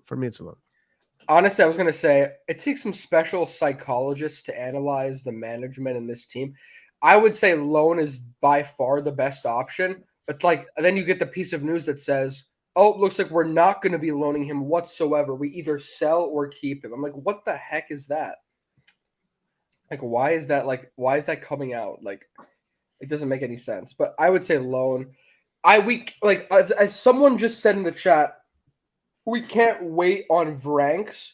Well, if we can't wait on Vranks, we sure as hell cannot wait on CDK next year because he can improve. But Vranks, to me, in the limited games he played in his position, he already did a better job fulfilling his role than CDK, even though Pioli doesn't want to play Vranks. So this same argument and logic has to apply to CDK. He's not going to be ready anytime soon. If he is, it would take a miracle for him to just and I could be wrong. And looks like I'm an idiot. He comes in and scores 10 goals right away. Sure, but what is the chance of that happening? And we can't take that risk. Look at what he's done so far. Basically, he contributed nothing this season. 1 assist, which I think Tatarusano and Magnan both have 1 assist. So it really we can't be waiting on him. He needs to be out of the team, either on loan or sold. Okay. All right. Yeah. So most of I guess you and I agree loan. Some of the people in chat say loan, but let me see what other people think about CDK. Keep CDK. Tonali had a bad year first, and this is something that the management says too. What's up, Lucas? By the way, this guy didn't even play for Cam for Bruges in Belgium. So the whole position debate is something to discuss. If CDK doesn't have a good offer, I'd keep him. The way you guys are going, we're going to need to sign. Yeah, I think we do need to sign a lot of players this summer. I really do. I really do. Branks has balled. CDK is a little bitch. CDK is already well developed player. He proved it in the Champions League last season. He just needs to adapt to Milan. Okay. We should do for Branks what we did for Adli, buy and loan out for a year. Well, we already own Adli, and that's what we said we were going to loan Adli out. So that's what we agreed on. He needs to learn from position or play a different position. Yeah, we all agree that this cam position for him is not great. I still believe in CDK. Pioli needs to play more. Vrank has drip. CDK lets his girlfriend decide what he wears. There's no way he'd be able to replace all these players you want to get rid of. Where there's a way, there's a will. Look, all of these players that you're getting rid of are wages that you're releasing, right? And also, and Roy, just to add, it's very likely that the management doesn't do this, but it's very clear, to us at least, that they should do this. Like, so even if it doesn't happen, this is what should happen, because we need to start improving our standards here. Like these guys, I mean, some of these people are just nowhere near the levels of what we are. So I agree with that take. I agree with your take 100%. There's no way Milan is not signing Diaz and loaning CDK. Well, listen, today the reports came out very clear that Diaz is going back to Madrid, and he's going to replace basically the void that Asensio is leaving, right? Asensio seems to have been, I don't know if it's official, but it seems like he's going to PSG or something like that, and CDK and Diaz is going to take his place. Asensio is definitely leaving, and now today they're saying PSG. Right. So for sure, I don't know for sure, but it looks like Diaz, Real Madrid has no intention to sell Diaz. They want to keep him. CDK must be the worst CM we ever had. Even Jose Souza and Mati Fernandez are better. I wonder if CDK understands Italian. Maybe there's a communication barrier. I don't know what his situation with Italian is. I don't know. But okay, we all agree. Well, not all of us, but most of us agree that it is an investment we made. So I think, objectively speaking, players develop. They do adapt. They do. There is space for improvement for everybody. Having a full summer preparation can help him. Hopefully he changes our mind. Hopefully all of us change our mind about him. But I think right now, objectively speaking, a loan where he gets to play a lot would be good for him. Let's put it that way. Oh yeah, no, I mean, okay, I get you. All right, let's move on to the next dude, which is Giroud. Keep, sell to monetize, sell, loan. For me, this is easy. You keep him for another year, but he can't be the only damn striker, man. We need two more. We need two more strikers. What a goal against Juventus, by the way. What a goal. Yeah. Keep this guy, man. Yeah, I mean, this is easy. You keep him. He's a leader in the locker room. He scores goals. He's someone that has an incredible amount of experience. His body is not as elastic, as agile as it used to be, but it is still, providing something. So you keep him, but you have to back him up with other strikers. It can't just be him. Let's see what everybody else thinks. I lost my hope for CDK. Backup striker, keep. And why are we keeping Salad? Him and Messi should be sold. Well, most people agreed to keep Salad Maker, my man. Most people agreed to keep. You probably would have been one of the ones that said sell, but most of us said keep. Keep a big Ollie G. Keep. Okay, this one is easy. This one is easy. What a header last time. Mamma mia. Sell Pobega. We'll add a category for Pobega. Okay, let's move on to this one here. This one here is very interesting. Ibrahimovic. Similar to Florenzi, I say this with a heavy heart. We don't need players that don't play. Unfortunately, Ibrahimovic is one of the best players ever in the history of the game. You know, what he brought to Milan was incredible. How he changed the locker room, and also what he did on the pitch in these years when he played was incredible. But to take up another spot of the striker department for a player that doesn't play and is not even in the locker room most of the year, because Ibrahimovic wasn't even in the locker room most of the year. I want Ibrahimovic to stay at Milan forever. I want him to be at Milan forever in one way or the other. But as a football player at this point, for me, this is sell or just don't renew. Also because he still wants to play for the national team. I can't live with that. If he didn't go to that national team, Ibrahimovic would have been healthy, or he would still be playing. Maybe. Well, Roy, so his kids are with Milan, right? Like, aren't they in the youth team? Yeah. Mm-hmm. I'm hoping that he can stay. I think Milan is the club he's closest with. I know he's been to a million different clubs, maybe PSG, but Milan he's been here with us twice, and he loves it. His kids are here. He loves the city.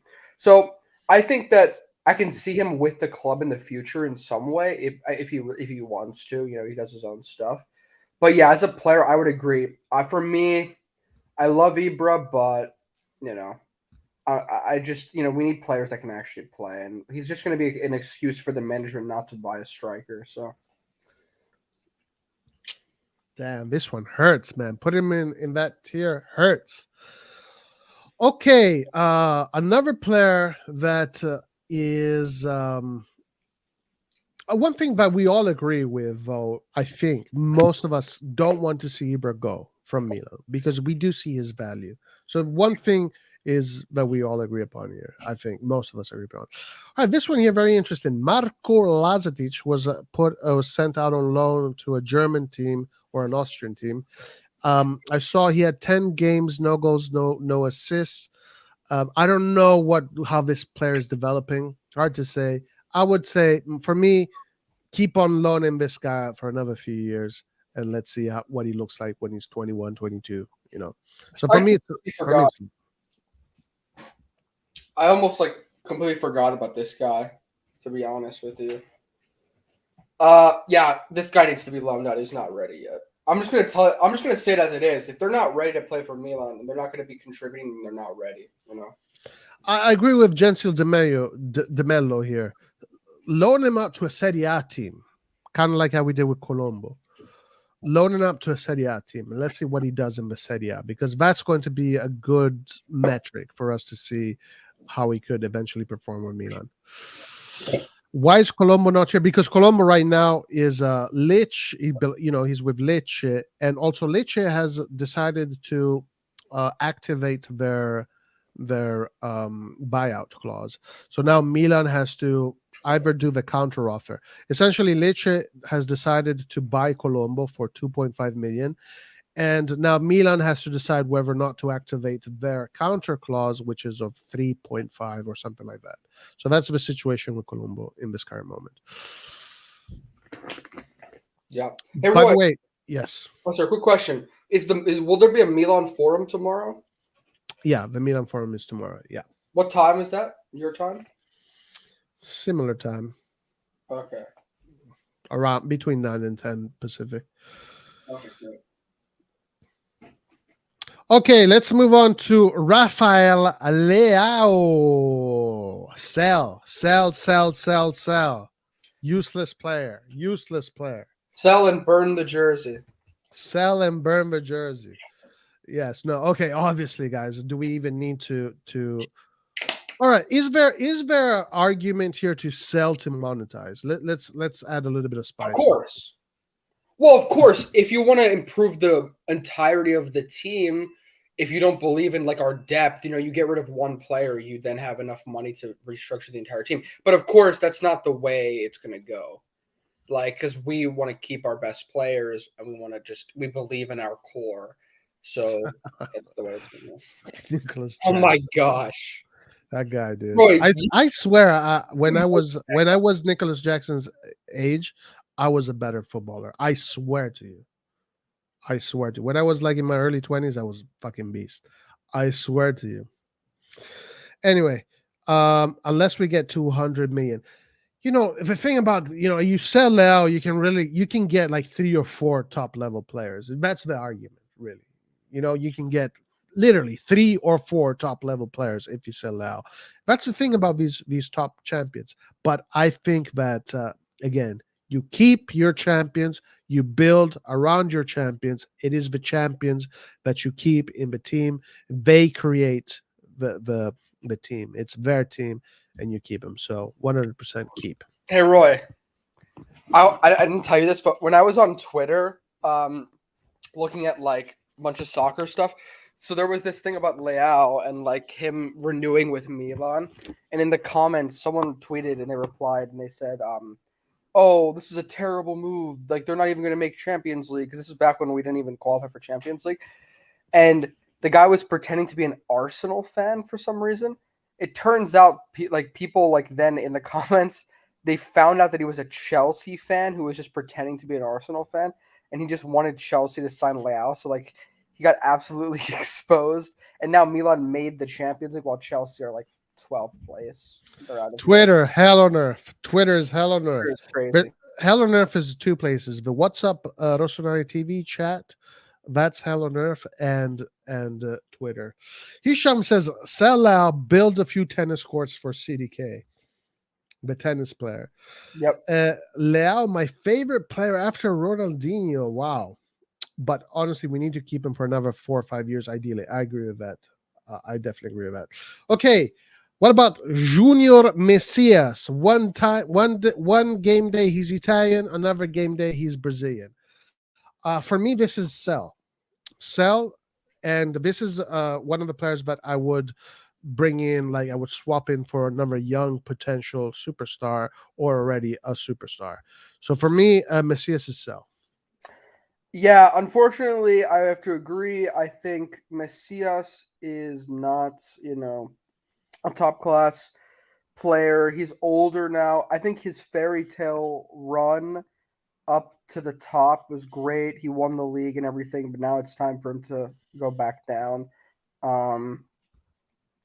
Decent player, but not enough creativity and like successful take-ons for me. He does it a few times a game, but we need a bit more dynamism. I will say that he is one of the best. And okay, jokes aside, he did make that huge miss against Inter, but but most of the time, he is one of the best finishers in our team in terms of like his shot power. He does have a good left foot, but it's a little too predictable and not enough from him, not enough output. So we got to sell him. Okay. Sell Messias. Origi. Yeah, most people in chat said sell too. And guys, no disrespect to Messias. His services with Milan have been great, but I think we do need to. This is a player that you can improve on for sure. A player that already he's in his mid 30s, so it's not like there's much more ceiling left. Origi, a player that is actually in his prime. 27 going to 28, but just does not fit in Serie A, does not fit in Milan.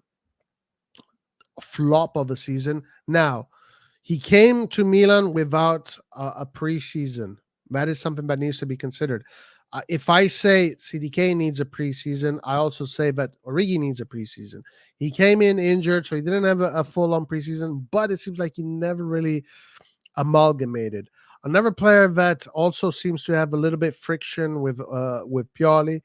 When Vitiello had this piece, he spoke about a few players that are not, behaving ideally in the locker rooms, and at Milanello, Origi was also one of these guys. For me, is that true? Yeah, I mean that's what Vitiello said. So that's what according to his information. So another thing about Origi, sell Origi to the Taliban. That's Roy, hilarious. did you see also Pioli got mad at him during the game? He was like, Divock, Origi. svegliati, or something like that. Oh, we need a video of that. Oh, We there's a need. video. I'll find it. I'll find it. Okay. Oh, yeah. That's going to be our new this.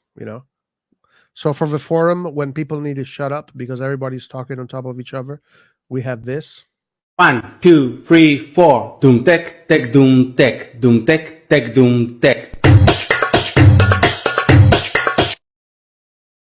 Need the one with Origi also. I'll pull up the video while you can finish talking. But for me, just to let you know, it's get rid of him. Okay, so let's see what the chat says. Just get rid of Origi, sell or free, doesn't matter. Origi is only at Milan for his lame fashion brand and the 5 million a year. Sell Origi to West Ham or swap duo with Scamacca. Yes, yes, yes, yes, yes. Origi, his style of football fits really well in the Premier League. West Ham want him. West Ham needs a player like Origi. And Scamacca also, some very interesting things came out about Scamacca recently. We'll talk about that afterwards. But Scamacca, make this exchange happen. Scamacca come to Milan, Origi go to West Ham. I think that would be good for everybody. All right, go ahead, play it.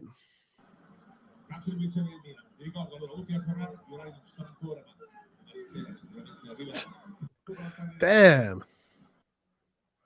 Svegliati! I wish the audio was better. That's harsh. I wonder what he was doing. Wake up! Yeah. All right, you can. Yeah, but that's a great video. Let's be honest. Nobody wants to buy him and pay these wages. As a third striker, we could keep this guy. He's used to playing 20 minutes, so then it's okay. So now you have, Ronaldinho, who is of the opinion that you can keep him as a third striker. Let's say he does stay. I hope he can produce, right? He can produce. But let's also be honest, Ronaldinho. You have the thing about his wages. He is one of the top 5 most paid players in Milan. You have to be one of the best players with the best output if you're going to be one of the most paid players in Milan. Otherwise, this project is not a good project. It's a project that is unorganized. It is a project that makes no sense. This is the thing about Origi is like, if he had a normal salary, sure, you can argue, okay, let's keep him, let's see. But we're talking about a player that is one of the most paid players in the team. Gazzetta dello Sport put out this article, and they calculated that he scored each goal that he scored was worth 2 million.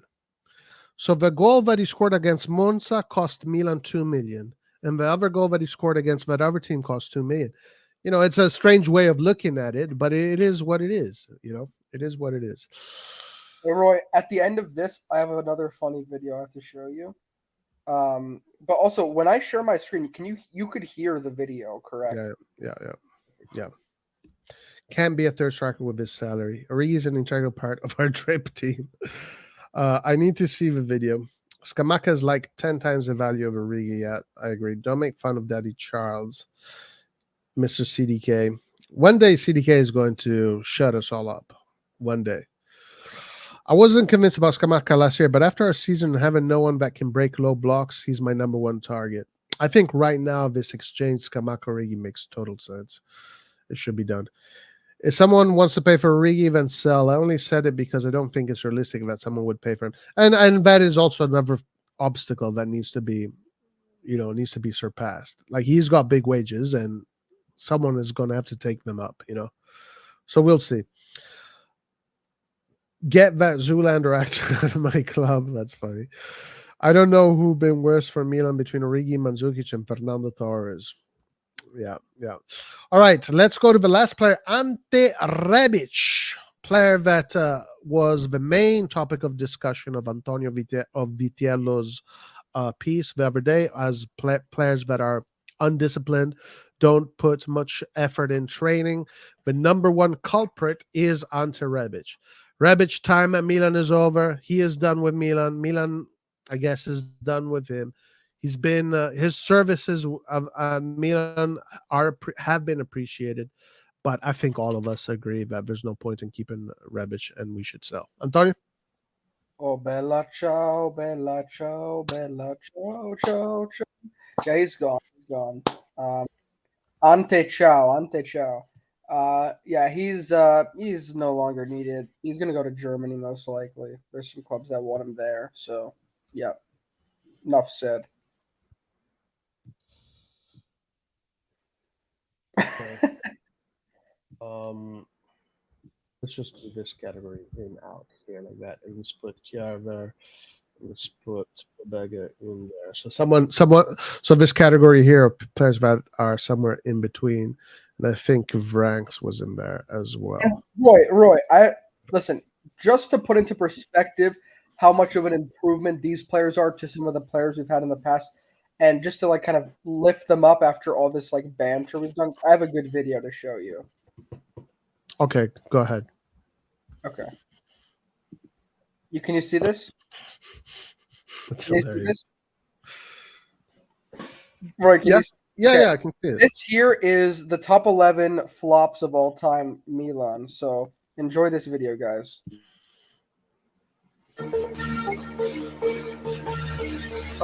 Volume. Take the music out.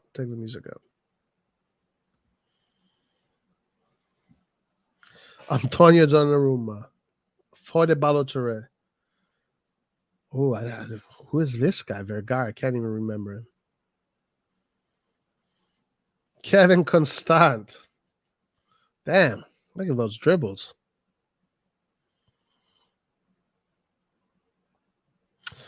Bartolacci. By the way, just for some context, in this clip, this is when he comes to Milan for the first time and he says Forza Lazio by accident. Yeah.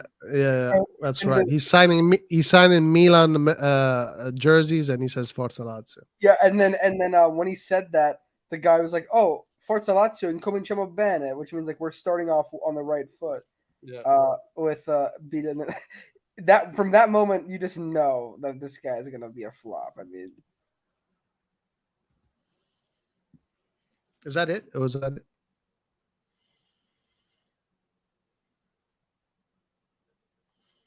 Luis Adriano. Wow, I forgot about it. Oh, this guy's the worst one. Worst signing that I remember. I can remember. Marco Giampaolo. That's hilarious. Okay, so to finish it off, guys, these are all the players that we need to replace. Mirante, Tatarusano, Balotelli, Dest, Florenzi, Bakayoko, Diaz, Ibrahimovic, Messias, Origi, Ante Rebic. Like that is the ideal. That is ideal, right? Obviously, that's impossible that it's going to happen this way. It is impossible that so many players are going to be leaving AC Milan. I mean, maybe, but it is impossible. It is close to being impossible. But I think that would be the ideal thing. If you can replace these players and replace them with the right players that are willing to be hungry and they got talent and they got that fire in them, then I think, man, we're going to have one of the best teams ever, because our core is top G. This core here, the keep core, is top G coreness.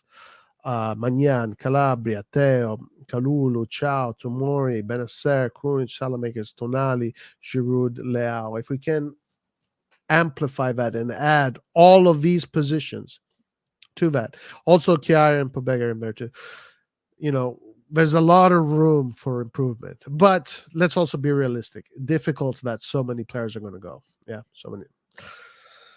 What do you think?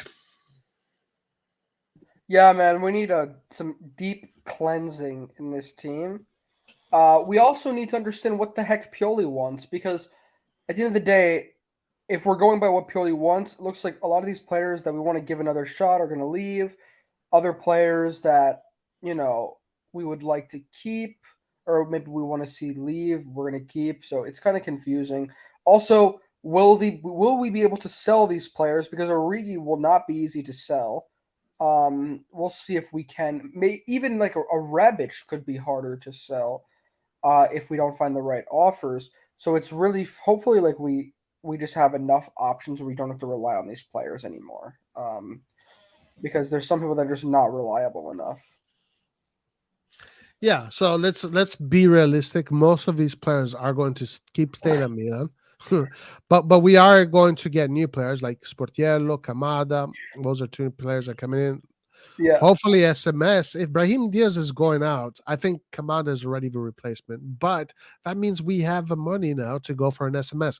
There was a report that came out from a very reliable journalist in the Juventus universe, saying that that the team that is the most interested in SMS and the closest team to SMS is Milan. Take that with a grain of salt. That's what I suggest. But let's see if that happens. If we can get an SMS, a Scamacca, an Openda, what else? What else do we need? Another defender, Medical staff. a medical staff, a Parisi, or a Guello, whatever his name is.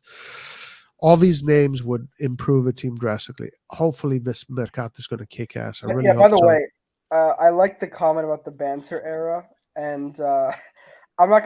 The video. I'm sorry. I've been watching that video on repeats. Like it's just so funny, man. If you have the music, oh my god, it's how the heck were we a football club? Like some of those moments were just insane. But anyways, Yeah, I do think we underachieved though, because with the rosters we had in the banter, I'm not saying we were supposed to win the Serie A, but I think we should have done a little bit better. So I think our coaches in that banter era period kind of underachieved. As a matter of fact, when we had finally a coach that had balls, Gattuso, with those banter rosters, he almost got to Champions League. He just 1 point away because a fucking goalkeeper scored on him. I do want to say that. That is an example of coaches not living up to their potential. I'm not saying those rosters were supposed to do anything special, but never finishing in Europe, that was just no. I don't agree with that. What about this? What happens to Theo Hernandez? All his DJ buddies have left. Are going to leave. Castillejo and now Brahim Diaz. So Brahim Diaz, Carino. Who's Theo going to hang out with now? He needs new friends. Man, let's just bring in. We'll have to bring in Mbappe, and then that'll make him happy. Oh, really? Fuck! Not Mbappe. Let's sell Leao and let's get Mbappe. Not Mbappe. Come on, let's get a better player than Mbappe. No. Oh, we can get his brother, Lucas. Lucas and Hernandez. Yeah, maybe he. I think he might be for sale. Who knows? What Pioli want the owner don't want to give. So what's the problem? Yeah. Pioli wants top players. The ownership gives them bottom of the list. Theo can hang out with CDK. Yeah, maybe it would help CDK. If we get Pavard, Theo will be happy. Yeah, he needs either an I don't know, but Theo, like from what I've heard, Theo doesn't even speak good French. Like he needs to be around Spanish people. Like he's a Spaniard deep inside. 18 players to replace with 50 million. You guys trying to send Maldini to the mental hospital? No, listen. Again, like Antonio said earlier, this is probably not what's going to happen, but this is what we think should happen to revolutionize the team. Roy, by the way, someone commented about us doing the Haka dance at the San Siro. During the banter era, yeah. I'm gonna be honest, I just watched that video. I don't think I'd ever seen the video.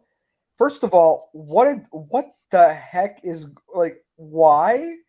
I just want to say why. But second of all, I found the video. This is from 7 years ago, and the first comment says, "One day Milan will rise back up to the top to glorify these troubled days they're in.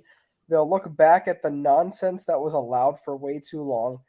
Don't worry, it's only a matter of time and patience. Sempre Forza Milan." And that guy said this. That comment was from 7 years ago too. So Yeah, but listen, like back in the day, like even when Milan was going through that period, like that Milan is going to go through this period, but then it's going to go through like a winning cycle. Like Milan is always going to have a winning cycle, no matter what. It's going to go through a period of low cycles, but then the winning cycle is always going to come back. It's been the history of this club since the beginning, and it's pretty much the journey of all clubs. Really, you go through winning cycles and you go through non-winning cycles. So even when Milan was going through that era, for not 1 minute, I thought, okay, Milan as a club is done. It's over. It was just a matter of time until they found the right ingredients, the right alchemy, and then Milan will come back to the top again. So right now we're almost there. We've done really good. We've won a Scudetto. We made the semifinals of the Champions League this year, and the project looks good. Let's see how it keeps on developing. D5 says something you also need to think about is how the squad will be in morale in the dressing room. How will the other players feel if Magnante and Rafa left and we bring in 3 unproven 20-year-old? Oh, no. Magnan, Rafael, Theo, these are the core pillars of a team. They should go nowhere.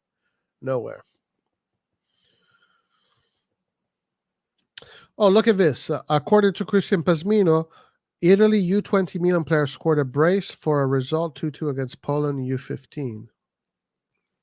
Who is that player? U20 or U15? No, he meant U15. Italy U15 player scored a brace for a result 2-2 against Poland. Who is that? Liberali? Is that Liberali? Probably is Liberali.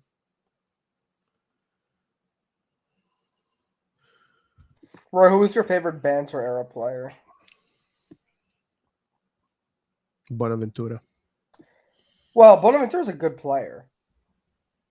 Oh, you mean like a player that was absolutely useless? Well, like just like a meme, like a funny. Yeah, Kalinic. Kalinic was the biggest meme. 100%. Suso Bantara go. Suso was really good, and he still is really good. He destroyed Juventus. Not gonna lie, there was some moments when I was like, fuck, are we ever gonna make UCL again, like 18-19 season when we missed out on top 4 by 1 point? Yeah, that was tough, huh? That was really tough. Kamada, we're gonna see how Kamada develops. 15-year-old. Let's see how he develops. Simone Lontani, and one of the goals was a super goal. Okay, we'll check that out. Guys, if you have not, remember to click that like button. Remember, every time you click that like button, an extra year to Krunich's contract gets added. So click that like button. Every time you click that like button, Salamakers stays 1 year longer at Milan. So click that like button. Niang was not a good player. I liked Suso, actually. I did like Suso. I don't know why so many Milan fans hated Suso, but I really liked Suso. Paletta. Niang is better than Leao, but you guys aren't ready for that combo yet. Yeah. Maybe on FIFA back in the day. No. You're not allowed to do that. You have to click the like button because if you don't, Origi is going to be Milan's top striker. Kevin Constant will hunt you down. Yeah. Mexes. Remember his goal? Mexes was good. El Shaarawy coming back. Andre Silva. De Sciglio. Like, Roy, is it just me, or did even like the Milan kits from That was good. Even the Milan kits from the Banter were just like dark and gloomy. Like, is that just me? But I can't remember them. I can't remember the kits. The kits were like, they were just like weird. Like, I don't know. It was just like depressing. I mean, listen, the club was run by Fassone and Mirabelli, two guys that have. How can those two people represent Milan's history? It's like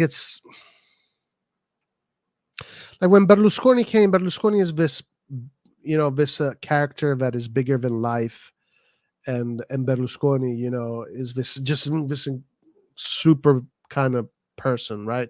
Some people call him a villain, some people call him a hero, whatever. Like that's what he brought to Milan. He brought all this personality, all this DNA to Milan, but a DNA that Milan already built before, because Milan, even in the past, in the 60s and the 50s, was already winning international trophies. But Fassone and Mirabelli can't do that. They don't have the personality. They don't have the past. So Maldini is a person that can do that, and he can bring in the Milan spirit back to the club. The grass looked gray. Nigel de Jong was good. I like Nigel de Jong, yeah. Mesba, oh my lord, Mesba. De Jong was good. Lapadula was interesting, but Hey, remember Jeremy Menez with the backheel goal? Menez wasn't bad. He wasn't bad, Menez. He was a very technical player. Carlos Bacca, yeah. Kuka is a Banter Krunic. Borini, remember Borini? Played in every position if possible. Oh my goodness. Yes, Cutrone. San Siro was empty. Cutrone, I like Cutrone. It was good. San Siro was empty as fuck. Only the Curva showed up. Yeah. Now San Siro is packed. A lot of Italian stadiums are packed to the brink. Guys, we are at 40 likes. Let's get to 45. Come on, we can do it. We can do it. If you have not liked the video yet, click it. Okay, guys, tomorrow we do have the Milan Forum, so a lot of action tomorrow, a lot of war, but it is going to be moderated. I am going to moderate the conversations so you guys can actually hear what people are saying. I'm going to make sure that nobody talks over each other. Everybody's going to have their different views, their different opinions, so we're going to have a lot of the diversity in opinions tomorrow. The Milan Forum, I believe, for now is going to be every Friday. Okay, so Mondays we're going to have me and Antonio doing the Milan news. Tuesdays is going to be a Milan news with the boys. Wednesdays is going to be, I don't know, we'll figure it out. But listen, the Mercato is going to be crazy, so we have to cover what Milan does every single day, also because we fucking live for this shit. Yep. And Roy, tomorrow I will try to get. So if the God of War shows up tomorrow, then what do we call this guy?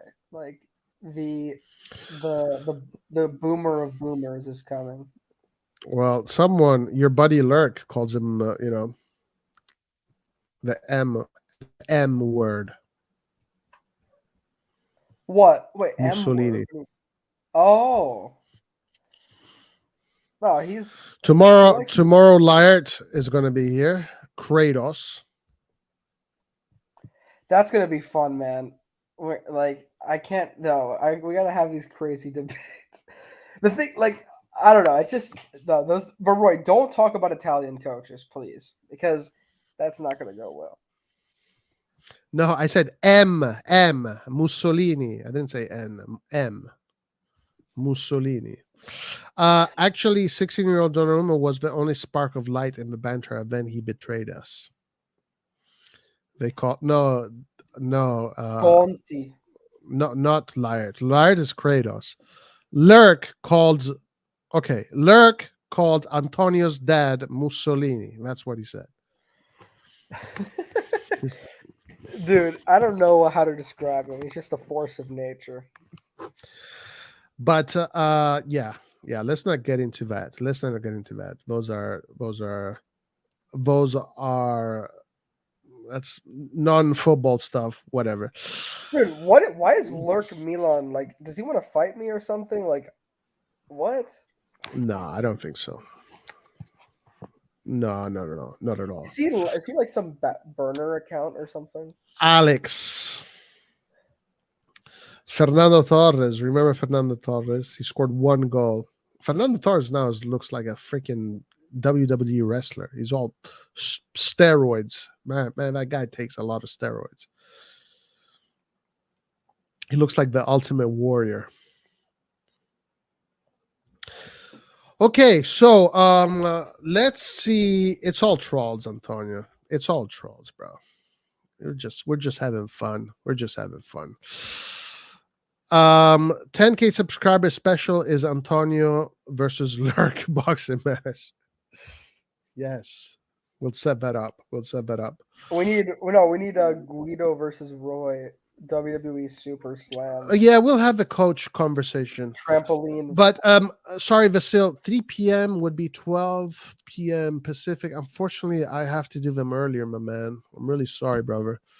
I have to do them. I have to start them around 9 a.m. Pacific time because I can't do that in the afternoon. I'm busy in the afternoons. The mornings. 3 I'm p.m. free. Central would actually be for you. It would Oh, be, Central. That would be like 2 p.m. for me.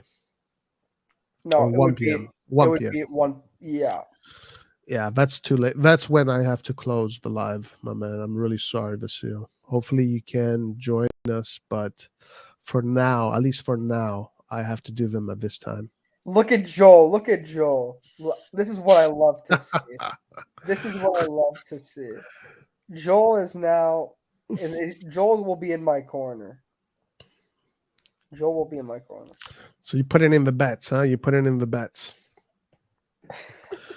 Will you be streaming preseason games of this summer? That's how I found this channel last summer. Yeah, probably. Yeah, Those are crazy, dude. Those are insane. depending on the game, if we think it's possible, we'll definitely stream them. Yeah, for sure. Those are so fun, dude. Remember how I think it was, which one was it? Real Madrid? No, which one did we have like 100,000 viewers on or something? I was Real Madrid. Yeah, there were like 100,000 viewers, bro. It would be, dude. People were like fighting each other in the chat, like Real Madrid fans. Yeah, that was crazy. I'm a Roy minion. Remember, I listen to everything he says. Oh, bro, there was like 10K people on the stream last summer. There was more last summer. no, there was at least 100,000 for one of the games. I remember. Then it got Real Madrid. Yeah, the Marseille game got a lot of people too. We had for the Marseille game, we got close to 70 or 50K, some crazy number like that. And we never got shut down, I believe. I think we only got shut down for the Real Madrid. Yes, yeah. It depends on the games. Like some of the summer games, you can do it because they're not. I don't know, but there's no TV rights involved in them, so you can stream them, and you just get a copyright, nothing else.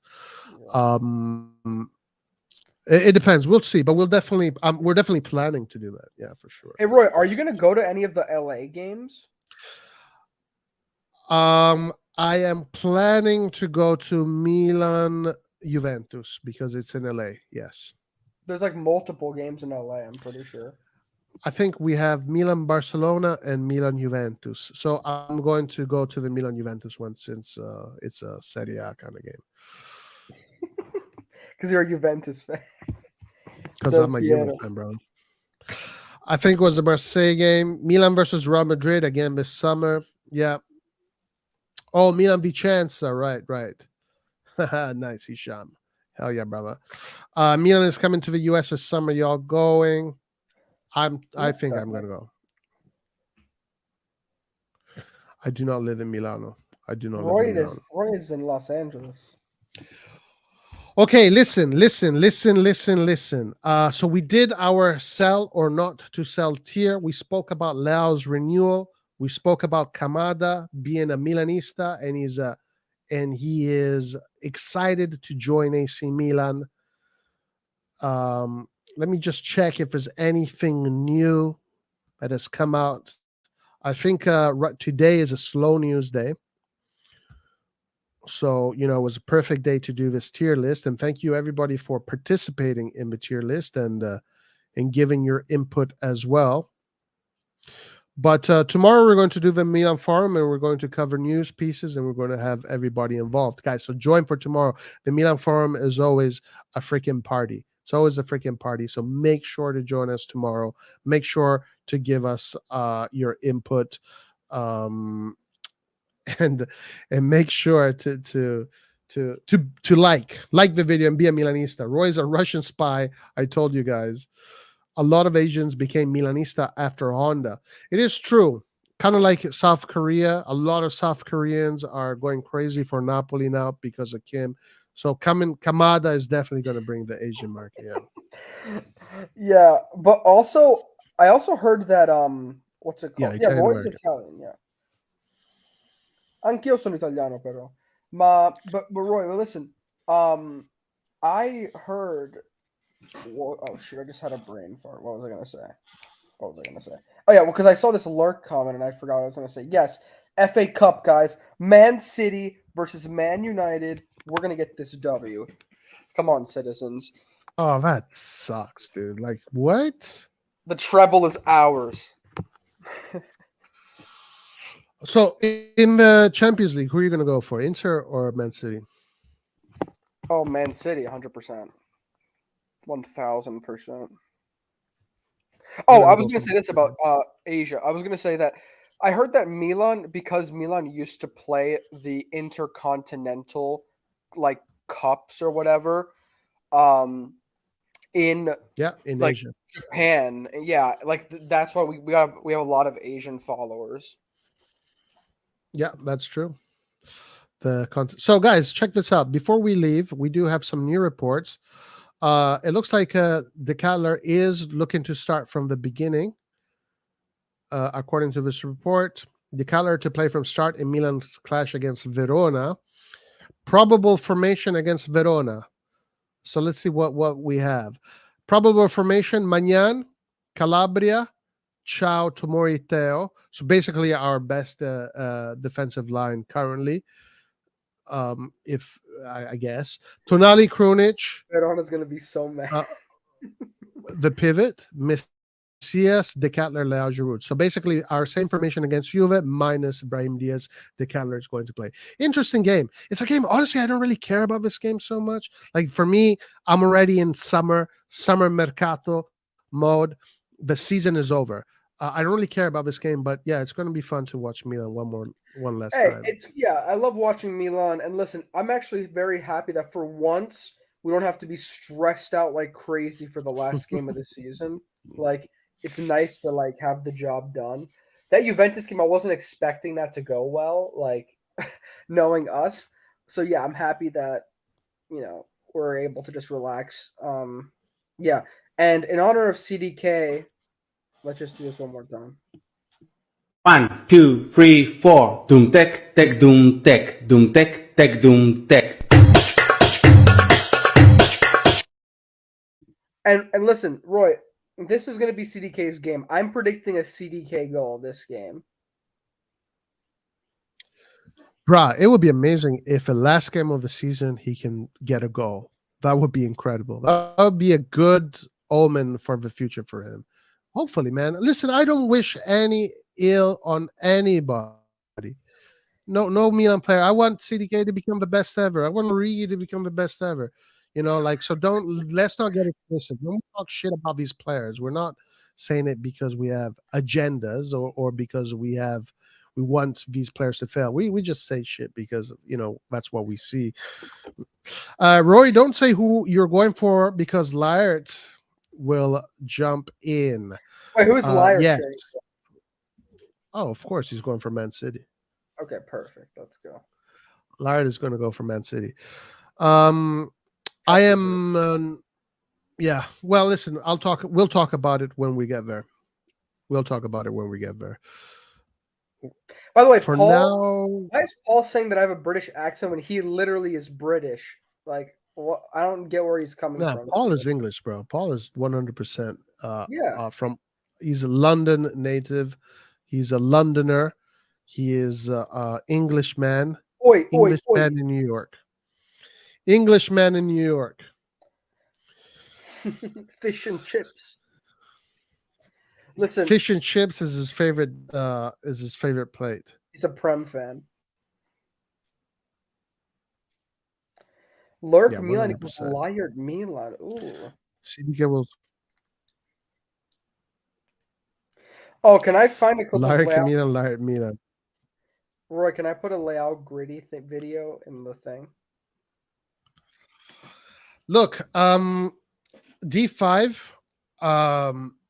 I don't know if you saw Galliani's. Sorry, Antonio, let me get to you in a second. I don't know if you saw what Galliani said recently, but Galliani said that he's going to support Inter, because Galliani, it's for Italian football, and it's only have two with two Champions Leagues. Um, so I'm not going to go that far to say what Galliani said. Like Galliani, like he said, like, yeah, I'm going to go there to the stadium to support Inter.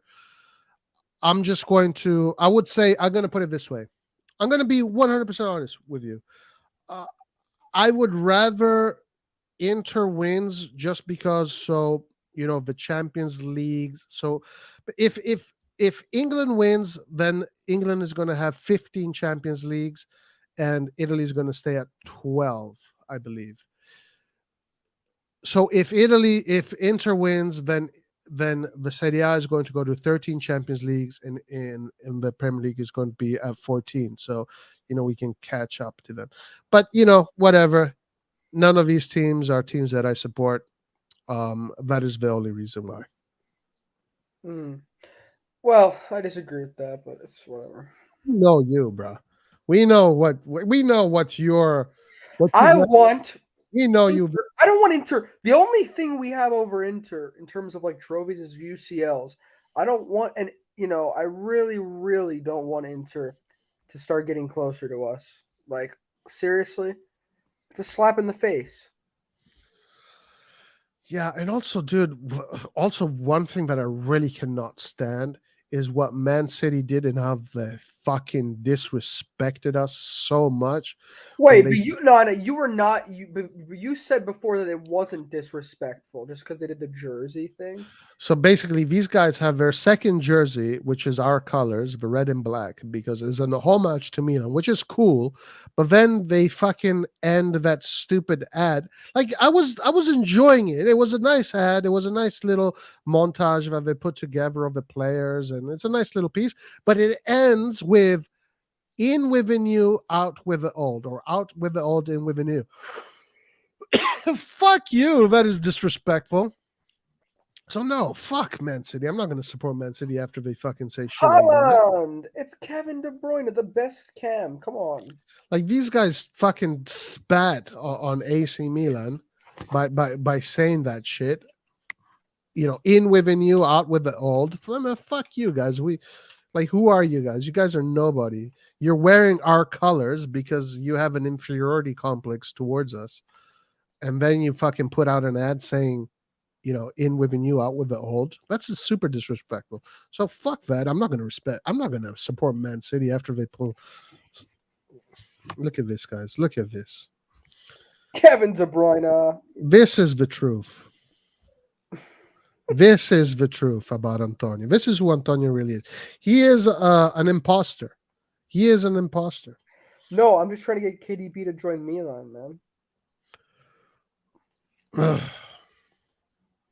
Man City were red and black in the final.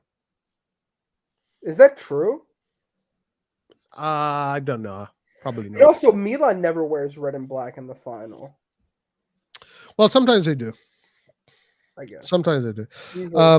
But traditionally, they wear the jersey, the white jersey, because they won most of their Champions Leagues with the second uniform. So it's more like a tradition, a superstition tradition.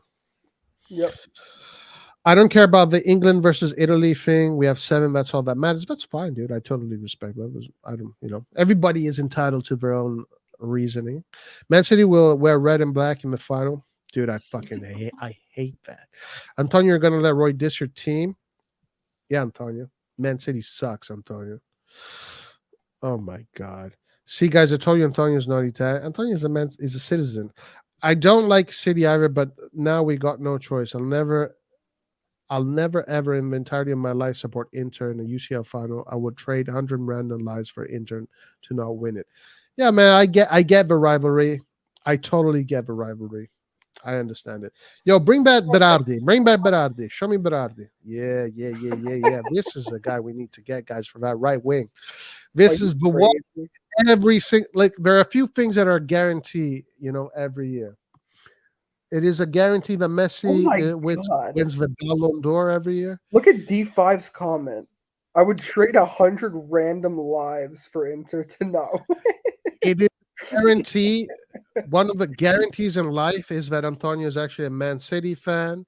It is a guarantee that Paul is actually English. So there's a lot of and one other thing that is 100% a guarantee is that Berardi every year goes double digits, assists and goals. We need to get this player.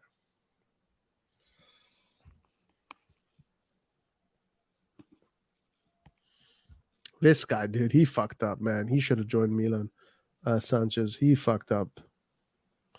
Bro, No, you took away the Berardi clip that I put on?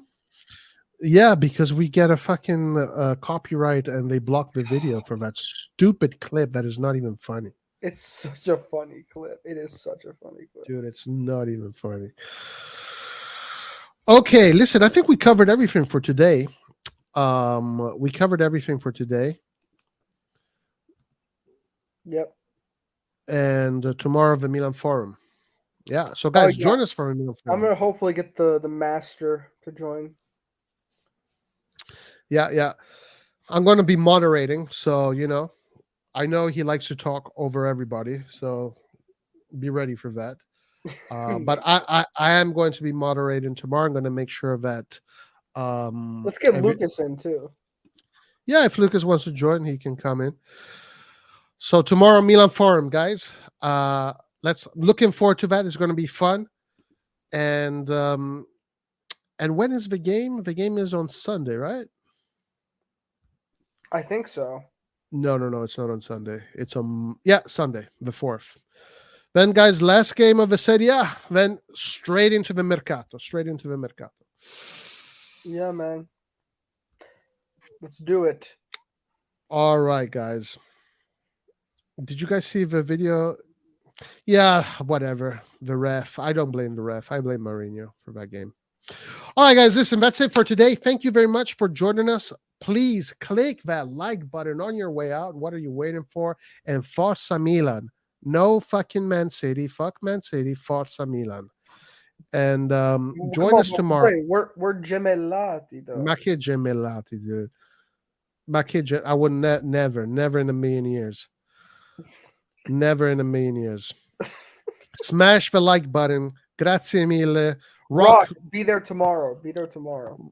Yes, hopefully we get the crew tomorrow. And guys, remember to subscribe to Rock's channel, Milan Channel TV. Rock, if you want, spam the link to your channel on the chat. So when you do lives, everybody can join and watch those lives too. So Milan Channel TV, guys, subscribe to Rock's channel. Don't forget to do that. And guys, yes, 100% Forza Milan. Antonio, last words? Let's go Man City in this last game. Let's go Milan. Let's relegate Verona. #relegate Verona. And let's get a #CDK hat trick. Let's get that going. All right. Also Fiorentina. Vamos Fiorentina. Let's get this win. When is that game? It's a week. It's this Wednesday. Up for this upcoming Wednesday. Hey guys, please hold on, actually, subscribe to this channel. This is Rock's channel, and subscribe to this channel because also Rock does lives and they're super entertaining. And please do that. Yes, Liat tomorrow. If he has the guts to join us, he has a lot of explaining to do, especially now that Brahim Diaz looks like we're not redeeming him. But yes, one more time, join us for the Milan Forum tomorrow. It's going to be a lot of fun. It's going to be crazy, and also, guys, tomorrow we're going to have the official Leao renewal, so we're going to be also discussing that. Okay, having said that, everybody, have a great day. Blessings wherever you are, and Forza Milan. Forza Milan. Forza Milan. Peace out.